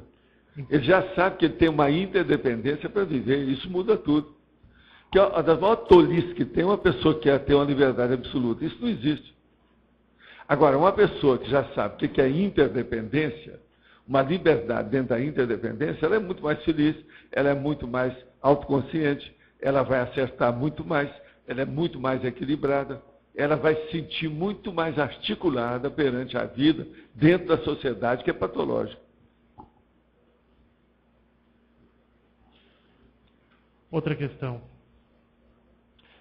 O tema aqui, mega responsabilidade, a especialidade é para direitologia. Na semana de lançamento do campus, você falou da relação entre a INVEX e a cosmoética, que seria um dos próximos desafios. Qual é a relação, então, entre a INVEX, hoje o atual momento da SINVEX, a cosmoética e esse para-direito? E o para-direito. O para-direito é o seguinte, a hora que a turma da INVEX sedimentar a sua experiência e se tornar um pouco mais veteranos, do jeito que aconteceu lá no Rio, por exemplo, com a turma do Greenvex, que com o passar do tempo foi dirigir o Instituto, nesse ponto vai começar a pensar no para-direito. Porque enquanto estiver pensando ainda pequeno, dentro do processo adolescente, dentro do problema apenas de preparação da PROEX, é melhor pensar mais na cosmoética, porque tem tanta coisa que os hormônios podem levar a pessoa para os pecadilhos da adolescência, da mocidade, da juventude, que é um problemão. Então ela não pode estar pensando em para-direito ainda antes. Nesse caso aí, a cosmoética vem antes. O para-direito vem depois. Você está entendendo, Carla, o que eu estou falando? Então, o caso vale a pena ponderar nesse assunto até esse ponto. Então, para-direito, por exemplo, a hora que você já entrou na sua fase de execução, que você já passou dos 26 anos da maturidade biológica do seu corpo, a situação é outra, a sua visão é outra. Aí vem o problema que eu estava falando, da monovisão para a cosvisão. Você já está assentado, já tem uma planilha já organizada, já há um proexograma, já há entende? Uma situação diferente. Entendi. Pensa por aí. Em termos de temas a serem pesquisados pela Sinvex nesse sentido, todos aqueles que os temas desse livro que ele trata, como outros que possam fazer o jovem amadurecer, então. Sempre cotejando com a cosmoética. Sempre. E outra coisa, sempre você vê também quais são as prioridades intelectuais do jovem. Ele precisa mais disso do que uma pessoa adulta. Eu, por exemplo, com a minha experiência, veterano, velho, barba branca, careca, desse jeito, as minhas prioridades eu já sei tudo. Não tem muita novidade nisso. Entendi. Agora, o jovem não. Tem um monte de prioridade, o mundo está aí. Ele quer abraçar o mundo com a boca, os braços e as pernas. Cair de boca. Isso não pode. E outra coisa, às vezes eles querem cair de boca e rebeldes, com rebelião, quer dizer, pior ainda. Não é por aí. Então tem que ponderar muito isso. É aí que entra a cosmoética. Agora, como é que vai falar de para-direito com os jovens nesse nível? Não dá. Ainda não é. A coisa não conjumina, isso aí não tem harmonia. Se de esperar um crescer para segurar lá. O gap ainda é muito grande. Tem lógica? Tem lógica, sim. Última pergunta. Existe a questão dos escalões, né? Primeiro, segundo, terceiro, quarto escalão. A geração lá da década de 70 tinha um percentual lá que está escrito nos 700 experimentos, né, de cerca de 27% que chegou. Né? Hoje é bem mais de consins que chegaram, né, intermissivistas que chegaram. Minha questão existe o conhecimento de algum percentual daqueles que são do primeiro escalão, que estão aqui, quem são do segundo escalão, que estão aqui, e assim por diante? Estão assim como? Não estou entendendo. Você quer saber quem é que aguentou? Isso, quem do primeiro escalão que de fato está, quem era do segundo escalão que de fato está? Não, aqui tem sim. Tem gente aí, tem um monte desse povo. Aqui, por exemplo, olha, o Jaime é dos mais antigos dessa história. Já chegou mesmo, que o Jaime é mais velho que eu, né? Você sabe. Agora, do povo do primeiro escalão, que era jovem, começou com tudo isso, por exemplo, o Wagner, está ali, ó. Também é. Agora, do povo ainda mais recente, que era lá do Rio, ó, o Loche. Eu não sei onde é que está o Loche. Eu estou procurando lá, você não está lá para aquele lado? Pois é. Entende? Então, isso aí é que vocês têm que ver. Agora, você, por exemplo, você é da geração do CAEC, você é da cooperativa. É aquilo que eu estava falando. É ele aqui que eu estava falando aquele dia, do cabelão atrás, que vinha até no traseiro. É ele. Eu quero fazer uma correção, não era bem ele assim, alto não. Desse jeito aqui, ó. Ele é mais alto que os outros. E com aquele cabelo enorme amarrado atrás. Alto nível. Então, um dia eu cheguei para ele, depois de muito tempo, ele aí firme, trabalhando muito, sempre com boa vontade, sorriso nos lábios. Ele sempre foi bom em matéria de comunicação e humor. Então eu cheguei para ele, vem cá, quando é que esse cabelo vai cair? Eu disse, não, espera. Você lembra? Aí foi aqui. Conversei com ele. Agora veja, isso tudo tem sua razão de ser. Agora veja, a hora que eu falei o negócio do cabelão, você sabe que uma pessoa fez uma pergunta aí. Vem cá, você está falando do cabelão, e a sua barba? A pessoa não entende nada. Barba e cabelo não tem nada com isso, você sabe. É outra coisa. Já pensou se o cara agora vai deixar o cabelo porque ele fala pela nuca? Não dá, né? O negócio é esse, né? Estou só fazendo uma correção. O cabelo não era tão largo não, assim, tão comprido tem, assim. Aqui, você tem todo o direito de se defender segundo a cosmoética e o para-direito. Faz favor. Você é elemento que está julgando o processo. Pode falar. Cadê o Marco? O Marco está aí ainda ou já foi? Ele podia defender, sendo testemunho ocular, aqui, dizendo que não era tão comprido assim. Não, mas o cabelo era até bonito, bacana, tudo arrumadinho. Ainda fazia um rabinho assim, ó. Eu vou sair a francesa, lógico, pode vir. Agora, veja. Questão de cabelo. Não, agora. Não. Falando em cabelo, né, Valdo? Não, seria bom eu informar uma coisa. Sabe por que seu cabelo chamava a atenção? Você é alto. Se aparecia em qualquer lugar, a gente via o cabelo. Ele virava um pouquinho. Não, porque ele é alto. Olha a altura dele. Você mede quanto? Pois então, o que vocês querem? Mais 8 centímetros são 2 metros. Ele já não passa nas portas. Quer dizer, o problema era esse. Agora, ele não. Mas olha, o cabelo dele era sempre limpo. Que é diferente. Ele não era hippie. Vamos falar, ele não era hippie, não. Não era hippie, não. Vamos clarear isso bem. Sempre limpo, asseado, bem arrumado. Tinha apresentação. Agora, muita gente podia interpretar como hippie, né? Riponga. Normal. Bom.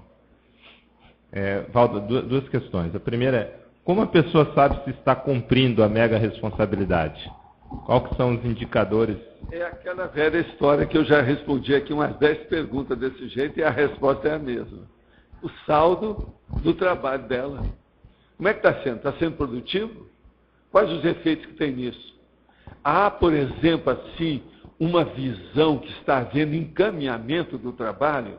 Por exemplo, o trabalho está havendo repercussão, o retorno é positivo. Como é que é? É isso. Mas, por exemplo, dentro disso daí, a gente vê que tem uma noção maior de saber precisar se o gap está muito longe, se está mais próximo, porque pode ter algum encaminhamento. Mas isso a gente teria que estudar, né? Cada caso varia, né? Isso aí. Mas você tem alguns generalizar critérios? Nisso é difícil. Não, o que eu vejo que eu posso generalizar é só isso que eu repito aqui para muitos casos iguais a esse.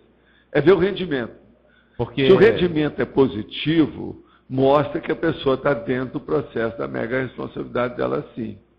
Porque esse negócio de mega responsabilidade, você sabe muito bem hoje, que vocês estão estudando muito lá na FEC. Há o problema temporal. Sim. A cronêmica. O grupo. Então tem que ver o resultado em relação à cronêmica. Mas primeiro, a cronêmica. Entende? Porque o resultado já envolve o grupo. O processo é cronêmico. Então, se a pessoa vê isso, não tem nada. Agora, veja, se você está lidando com pessoas que ainda estão na fase preparatória, tem atenuante demais. Agora, se você está lidando com pessoas que estão na fase executiva, tem agravante demais. Está claro? Vocês estão entendendo o que eu estou falando, né? Na fase preparatória, há um predomínio de atenuantes. Na fase executiva, há o predomínio de agravantes. Escuta, o que eu falei? Vocês aí que estão em pé, qualquer coisa, pegam uma mesa e sentam em cima. Para não ficar aí. Tá certo? Que eu já fiz isso em vários lugares que eu já tive. Tem umas cadeiras também aqui, ó, qualquer coisa, tá certo? O que eu não quero é o povo aí que está, olha, fica num pé, depois fica no outro. Eu não gosto disso. Isso não vale a pena. É assim que cria problema de escoliose, cedo ou tarde, né? Mas então, dentro dessa questão da cronêmica, você ainda há pouco comentou que você criou a massa crítica para hoje até poder trazer... Você acompanhou muita coisa disso. Justamente. Como é que a pessoa desenvolve esse raciocínio, Valdo? Porque às vezes a gente vê o pessoal ansioso para fazer uma coisa, está fora do tempo. O meu negócio todo às vezes é o está atrasado. Você já deve ter percebido uma coisa. Quem acha que eu sou ansioso são só os médicos especialistas, que a hora que eu ver que eu estou com hipertensão, todo mundo tem hipertensão em tese, eles vão falar que o cara é ansioso. Então, 3 já falaram para mim e os colegas que estavam juntos começaram a rir.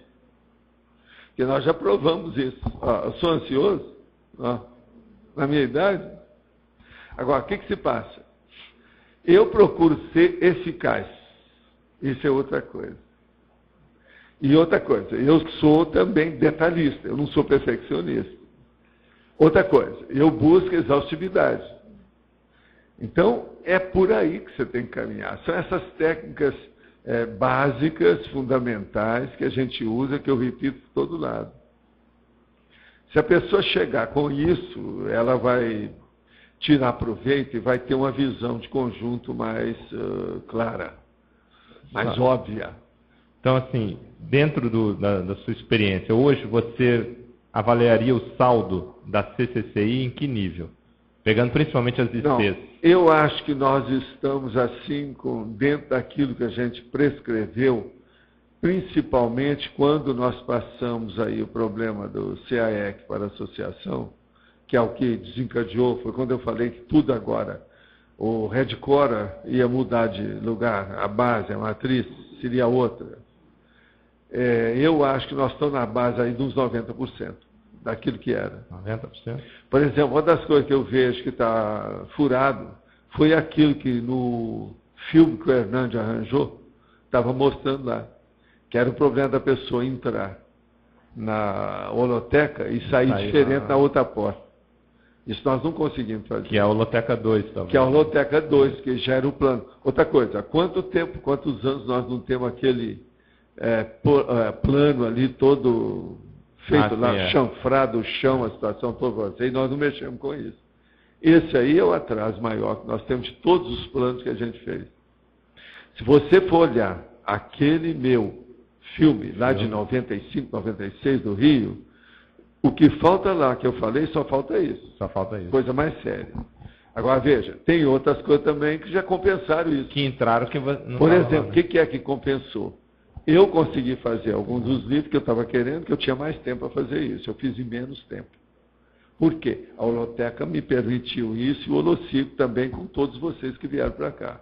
Uma outra coisa, eu não estava esperando que viesse logo, do jeito que vieram, as pessoas para cá. Eu tinha calculado mais ou menos 1.000 pessoas, que era o cálculo básico que o próprio enumerador estava falando. Mas veja, isso no tempo. Ao longo de algum tempo. Mas, por exemplo, o início, o tanto de gente que veio, que pôde sustentar o processo, principalmente no ano 2000, ano 2001, isso foi muita gente. Isso aí ultrapassou também já o processo. Agora, outra coisa. Isso que nós estamos fazendo hoje, através do César e da equipe toda que está aí, da Vila Consciência. Discernimento, Vila Consciência, o processo aí da Sinvex, o processo da OIC, isso tudo era um ponto de interrogação, que a gente tinha que ver se ia pegar ou não a situação de que modo que é. Agora, nisso aí, ó, nós devemos muito ao César, devemos muito ao Nário, você está entendendo? Pelo trabalho que foi feito. Outra coisa também, um que trabalhou muito foi o Alex. Agora, tem outros, essa turma toda do IPC, eles também sustentaram a opção de coisa aí nesse nível. Agora, veja, muito abacaxi eu coloquei na mão de todos esses. E eles conseguiram descascar esse abacaxi, que não foi fácil. Você lembra quando eu passei o negócio para o Alex, nós dois conversamos, falei assim, olha, você vai estar pegando abacaxi, ele também vai pegar um outro, muito sério. Você lembra? Que eu tinha falado com ele, eu não vou te colocar você como presidente lá não, você precisa ficar lá fora. Porque ele é que tem gabarito para isso. Entendeu? E olha, com esses anos todos, os fatos provados, foram tudo a favor do que eu disse. A pessoa certa no lugar certo. Entende? A pessoa certa no lugar certo. Agora, gente, uma das coisas mais difíceis que tem é a própria pessoa descobrir o seu verdadeiro perfil e os outros reconhecer que ela tem aquele perfil. Que é o problema da imagem que bate com a outra. É o espelhamento. Isso aí é que é o difícil, às vezes, aqui. Entende? Às vezes é necessário. Uma outra coisa também. Esse é o primeiro ponto. Segundo ponto é o processo da chapa quente. Você sabe que aquela pessoa, às vezes, ela pode falhar numa opção de coisa, mas noutra ela pode acertar. Coloque ela na chapa quente para fazer a experiência. Isso é bom não só para ela, mas é bom para todo mundo. E é bom para o trabalho também. Agora, tem que dar liberdade para a pessoa, não pode estar cerceando. Porque senão, é igualzinho aquela pessoa que tem uma empresa e ela arranja um gerente.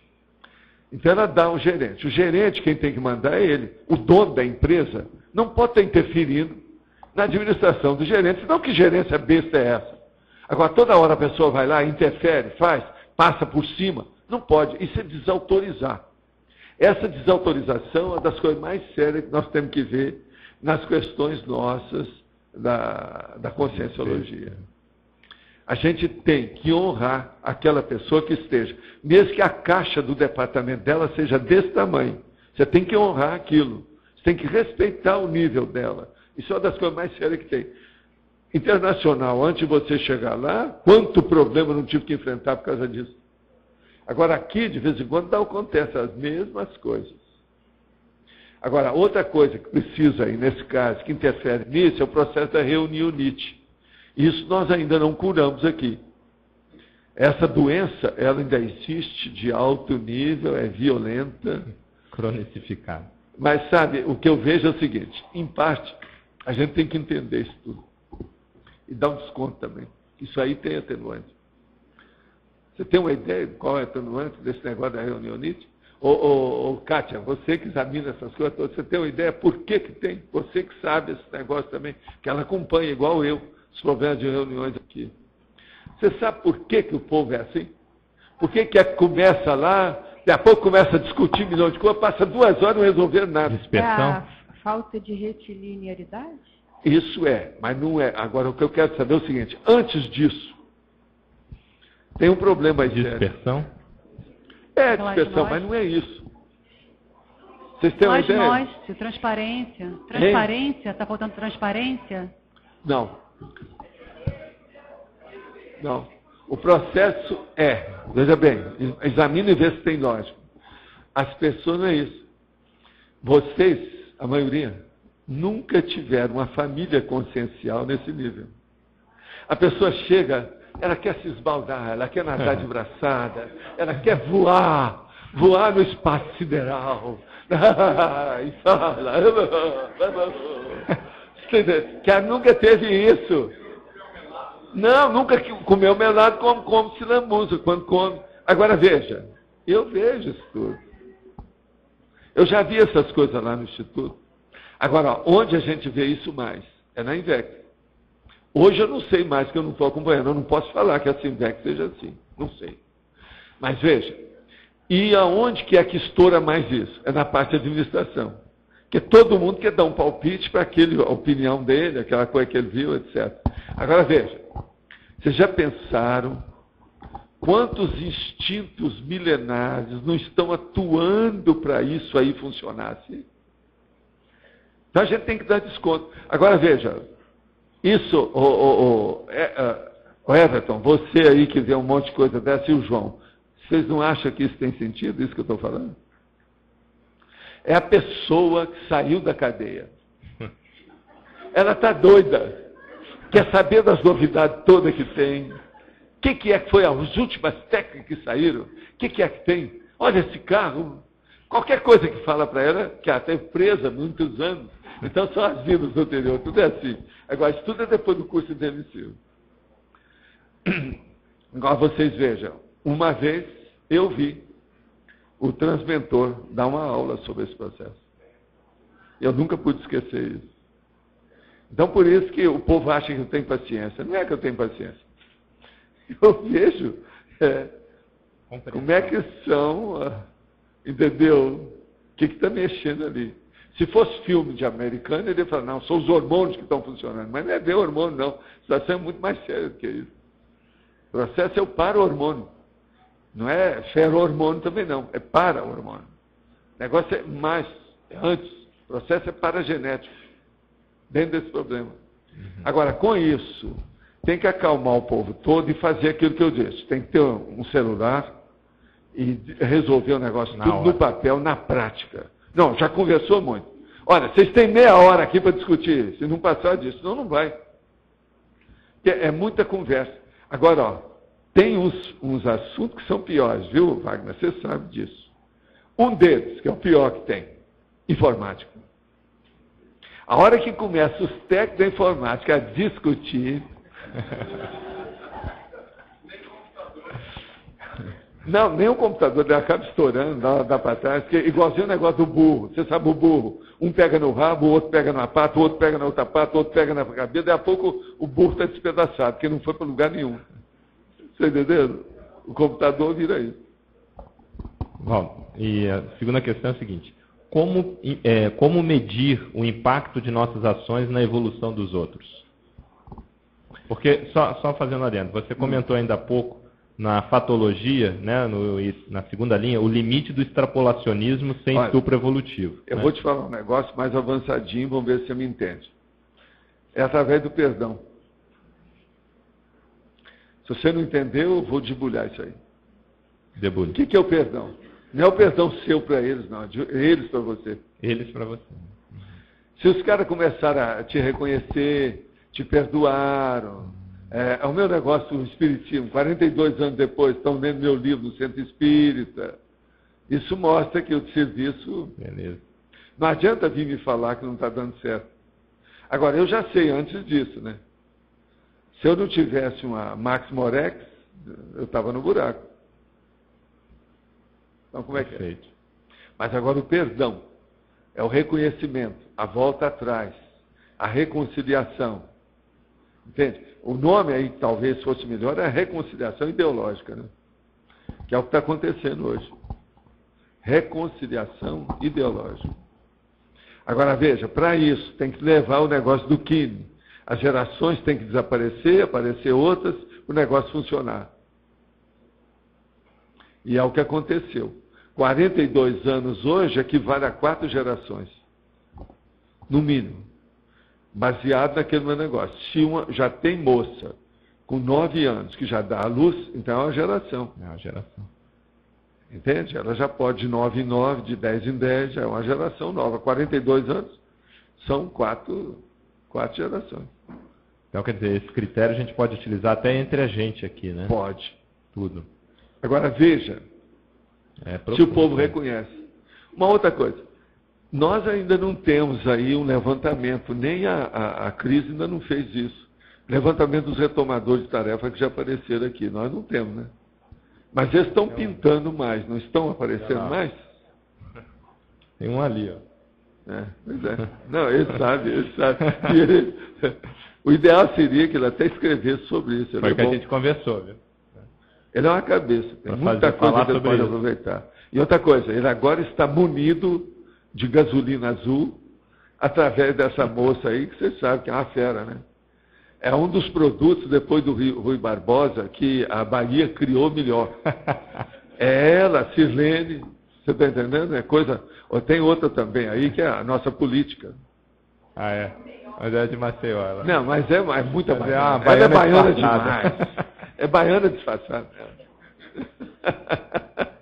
Ela é demais. Tá ok, vamos nessa. Mas então... Valdo, tem uma relação entre a mega responsabilidade e os erros que a pessoa cometeu no passado, não é não? Tem. E qual é o percentual entre a mega responsabilidade pelo trafor, pelo que o grupo precisa, e a mega responsabilidade pelo que ela errou no passado? Olha, isso aí tem que examinar, né? Porque tem que colocar uma lupa e ver os detalhes da história. É difícil falar assim. Como que a pessoa sabe se aquela responsabilidade... A coisa mais séria é a seguinte: se a pessoa está dentro da linha de renovação daquilo que ela precisa, ela está acertando mais do que errando. Então a responsabilidade dela quase sempre ela está acertando mais. Então, isso aí já está a favor dela. Mas tem que ver se ela se acertou o passo no caminho certo. Que é aquele negócio que eu falo. Ela tem que caminhar nesse lugar. Aí ela começa nessa direção, dá o primeiro passo nessa direção, dá tudo para trás. O negócio é ver se ela está com o primeiro passo certo e caminhando na pista correta. Tá. Independente se aquilo representa uma automimese para ela? Não, a automimese nós vamos ter, inevitavelmente, porque o percentual de automimese para nós tem que ser grande. Por quê? Nós não sabemos fazer outra coisa a não ser aquilo que a gente já fez muito. Você entendeu ou não? Não. É uma coisa lógica, óbvia. Pensa um pouco. Está entendendo, né? Outra coisa. Ninguém entende as coisas a não ser baseado naquilo que já vivenciou, que já estudou.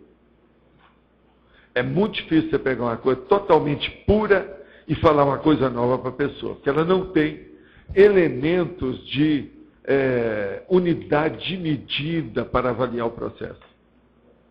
Então, por aí você vai ver. Eu, por exemplo, você acha que eu estou fazendo esse trabalho e, vamos dizer, a essência de tudo que eu faço, em matéria, por exemplo, principalmente da aula, o processo didático, pedagógico, comunicação, que isso é a primeira vez na minha vida? Já pensou quantas vezes eu já mexi com isso? Outra coisa, processo de escrever. Essas coisas que eu crio, o problema do jeito que eu sou. Eu não sou um literato assim, normalzinho, não. Eu sou um pouco alterado, né? Sou bem alteroso. Você está entendendo? Se você for pegar como literatura minhas coisas, está perdido. A pessoa se afoga. Agora, você pensa que isso nasceu ontem? A mesma coisa você. Você acha que seu processo, por exemplo, filosófico, ou melhor, ideológico, que é dessa vida? Já pensou quantas vezes? A mesma coisa. Você acha que o processo ideológico da Paula é dessa vida? Não, eu fiquei muito tempo em crise até de definir se seria uma automimese ou seria uma responsabilidade. Mas tem que ter aqui, a automimese, ela tem dois aspectos. A automimese já é dispensável, porque essa não vai funcionar bem mais para nós, dentro do nível da cosmoética que nós vivemos. E aquela automimese que é inevitável, que começa pelo próprio corpo. Começa por aí. Então você tem que estar repetindo. Tudo é baseado nisso. Entende? Então é necessário que haja automimese, inevitavelmente. Esse é o motivo que eu já estudei. Automimese, mimeticologia, um monte de coisa sobre isso. Inclusive nós temos verbetes sobre mimeticologia, essas coisas todas. Entende? Então, Cris. Sovaldo, tanto na sinonimologia quanto na antagonismologia, antonimologia, desculpe, o senhor menciona a questão do equilíbrio evolutivo. Sim. O senhor pode aprofundar essa relação do equilíbrio evolutivo com a mega-responsabilidade, por favor? O problema todo é o seguinte, mega quer dizer uma coisa grande, tá certo? Quase sempre se fala mega para um negócio que pega 1 milhão de itens, entende? Então vamos entender. Não é uma responsabilidadezinha pequena ou uma mini responsabilidade, é uma mega. Para ter uma mega responsabilidade, a primeira coisa, tem que haver uma pessoa de gabarito que tenha uma certa essência maior, que ela tem algum fundamento consciencial que não é comum. Não pode ser uma pessoa medíocre ou muito baixinha em matéria de hiperacuidade. Então, esse problema já mostra que a mega responsabilidade tem que ser um equilíbrio relativo, mas tem que ter. Senão, como é que vai ter? Isso não existe.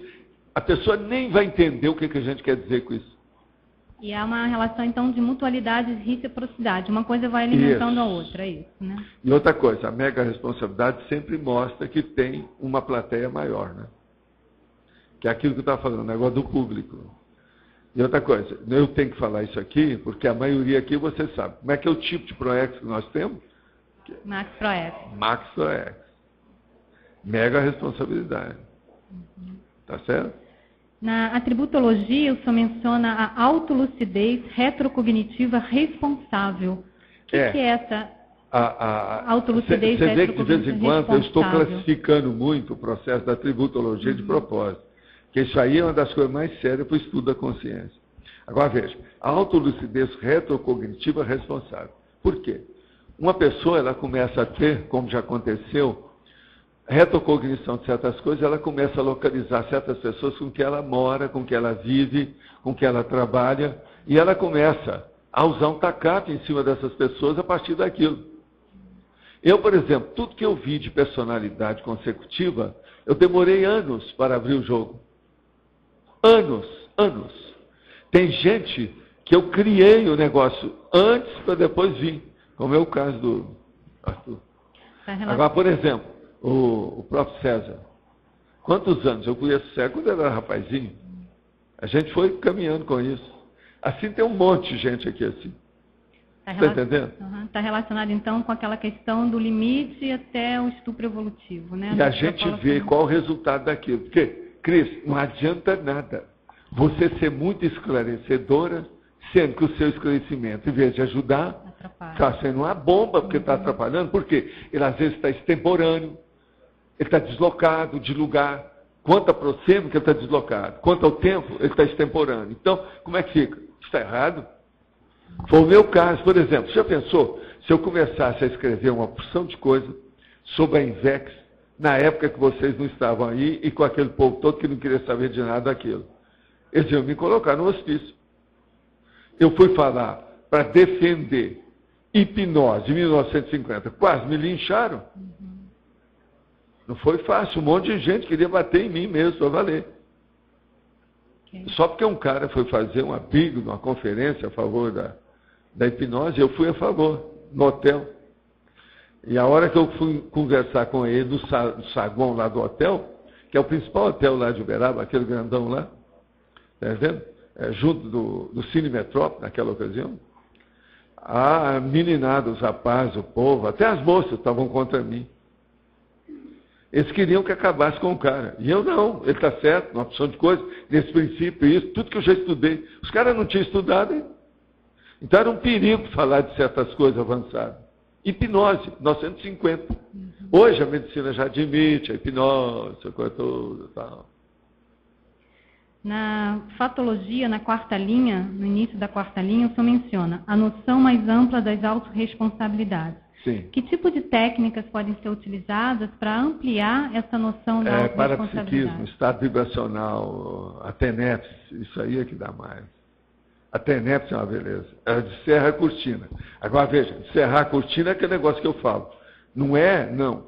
É acabar com a janela, acabar com a porta e acabar com a parede. Então, há um desbravamento da história, uma abertura, o devassamento da condição. Isso é que é o mais importante, é devassar. Tem lógica isso? Tem. É por aí. E a última questão, na página 3, no item efeitologia, pode aprofundar o efeito da validação pessoal verbaciológica com o tema da mega validação pessoal verbaciológica. O problema todo é o seguinte, às vezes as pessoas não acompanham a cronologia da sua vida.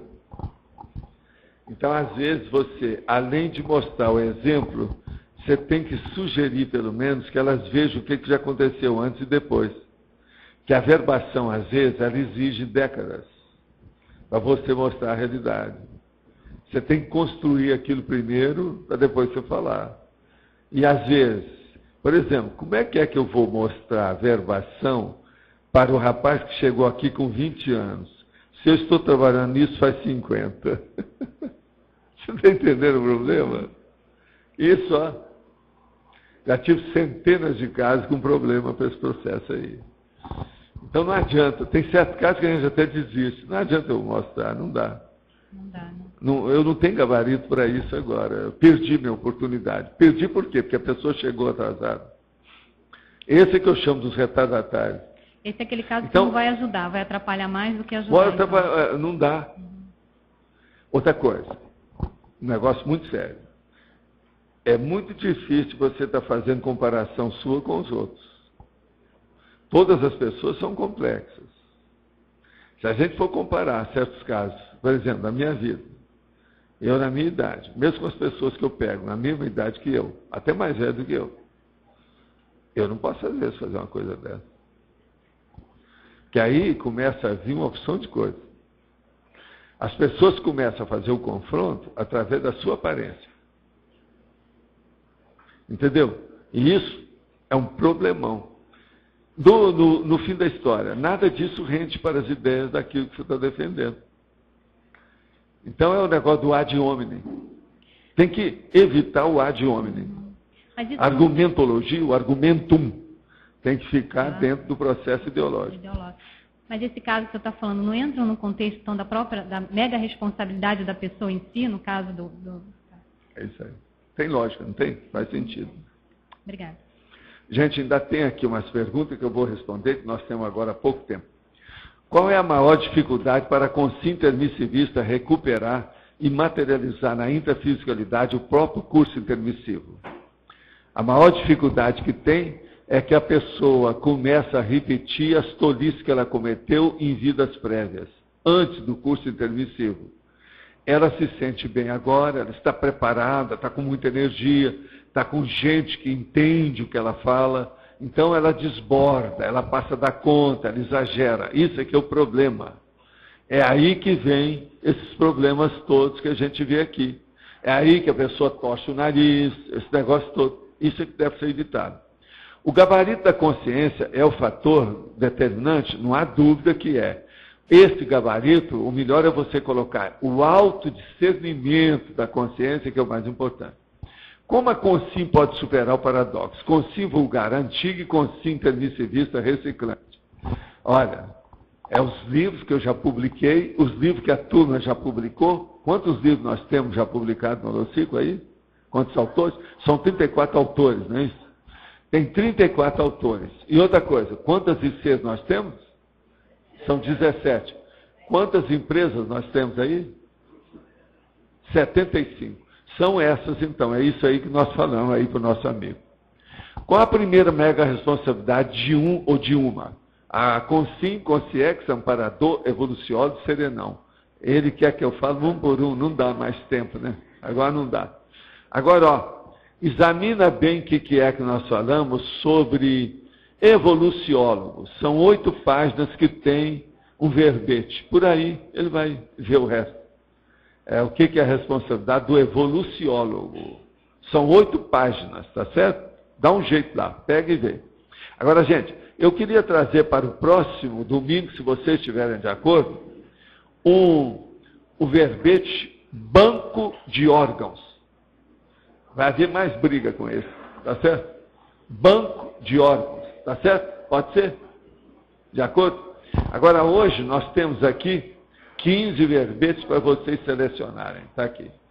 Pode pegar isso aí. Pessoal, um minutinho, por favor. Após a votação, nós temos os seguintes recados. César Tertuliarium, Ana Luísa, OIC, Marcelo da Sinvex. Ok? Verbetes novos. Antimodelo, complemento da descrenciologia, holopensene saturado, horário nobre, presumibilidade. Verbetes antigos.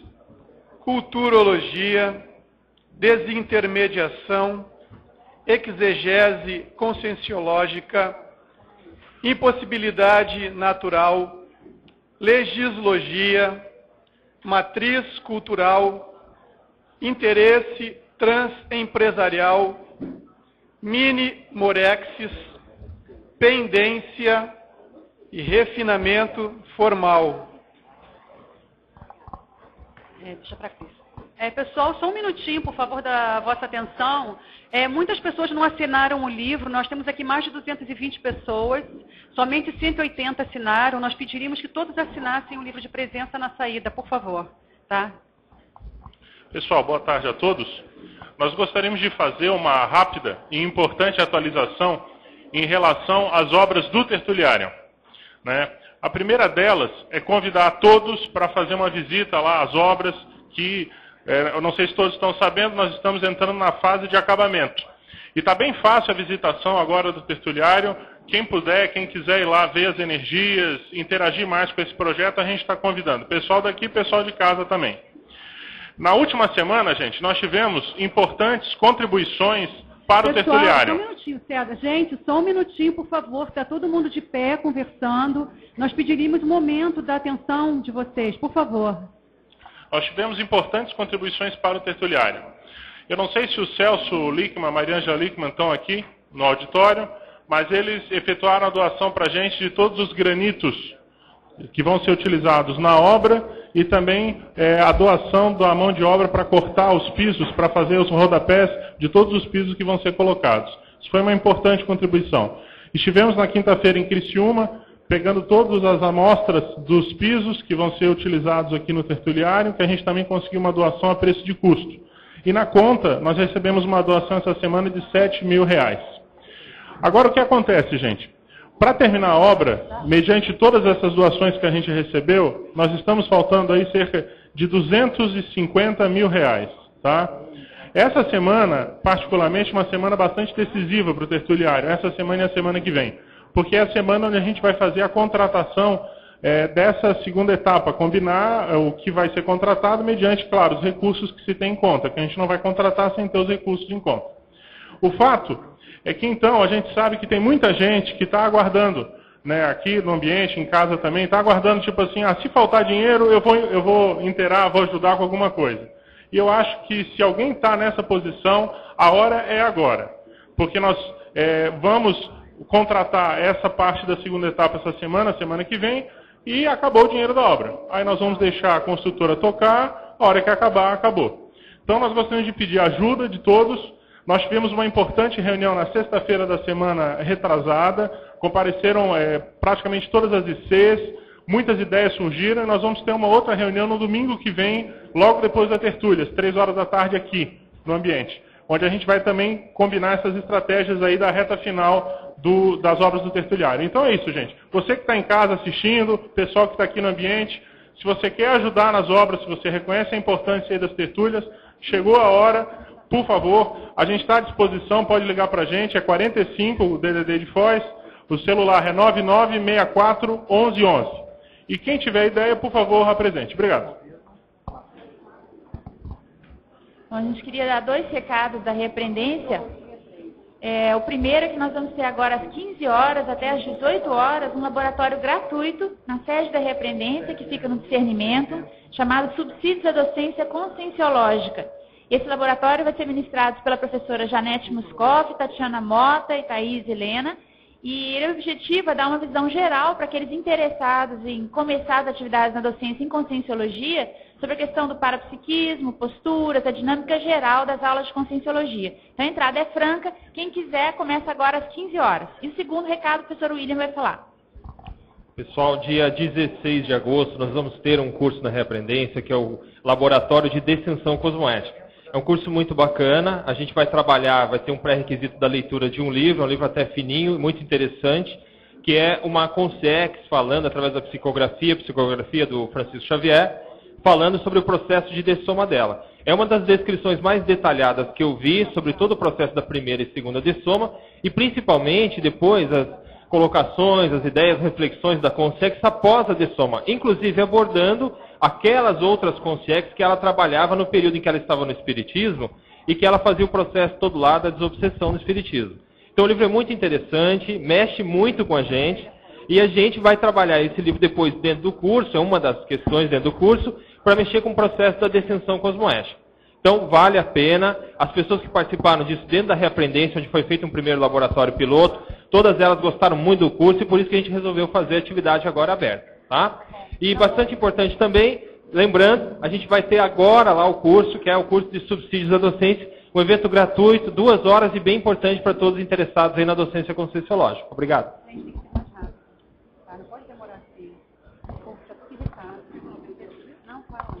Boa tarde, pessoal. Estou representando aqui a OIC e temos um convite para fazer para vocês, sendo que no dia 10 de agosto, coloque na agenda de vocês, a OIC, com outros profissionais, estará atendendo as pessoas de 9 da manhã até às 18 horas, com intervalo da tertúlia. Terão vários profissionais atendendo as pessoas de forma gratuita, terá peeling de pele, as mulheres que se organizem aí, porque vai ter bastante profissionais atendendo as pessoas. Segundo recado é a jornada de saúde, que estará começando com imersão progestoterápica no dia 29 de agosto e fechando com a jornada de saúde. Nesse meio termo, nessa semana, estará acontecendo aí várias atividades, workshops, também com algumas atividades gratuitas, e aqui o Loche vai falar da parte da Apex. Bom, pessoal, durante a jornada de saúde nós também estaremos oferecendo o serviço de apoio existencial, que é justamente ajudar em questões relativas à PROEX. Então, quem tiver interesse pode agendar diretamente com a gente, tá ok? Pessoal, o campus de Invexologia fará o Serenarium. Então, todos aqueles que têm interesse em participar do é para saber se vocês estão sabendo. Serenarium, por favor, entre em contato conosco. Nós estamos buscando construir o mais breve possível o laboratório. Para isso, os primeiros 40 experimentos servirão para a construção, e o valor é R$2.000. Então, portanto, aqueles que quiserem fazer primeiro terão oportunidade de participar do laboratório no ano que vem. Os demais, depois dos 40, só em 2010. Ok? Entre em contato com a gente. E-mail vendas@acinvex.org. Obrigado. Pessoal, só um lembrete rápido. A associação hoje vai fazer a Assembleia Geral, a Associação do CIEC, a Assembleia Geral às 17 horas na sala do argumentário, que é a sala de debates aqui. Ok? Então, quem tiver interesse, e todos os voluntários estão convidados aí. Ganhou o verbete holopensene saturado com 18 votos. A tertúlia na terça-feira na sala da tertúlia. Boa tarde.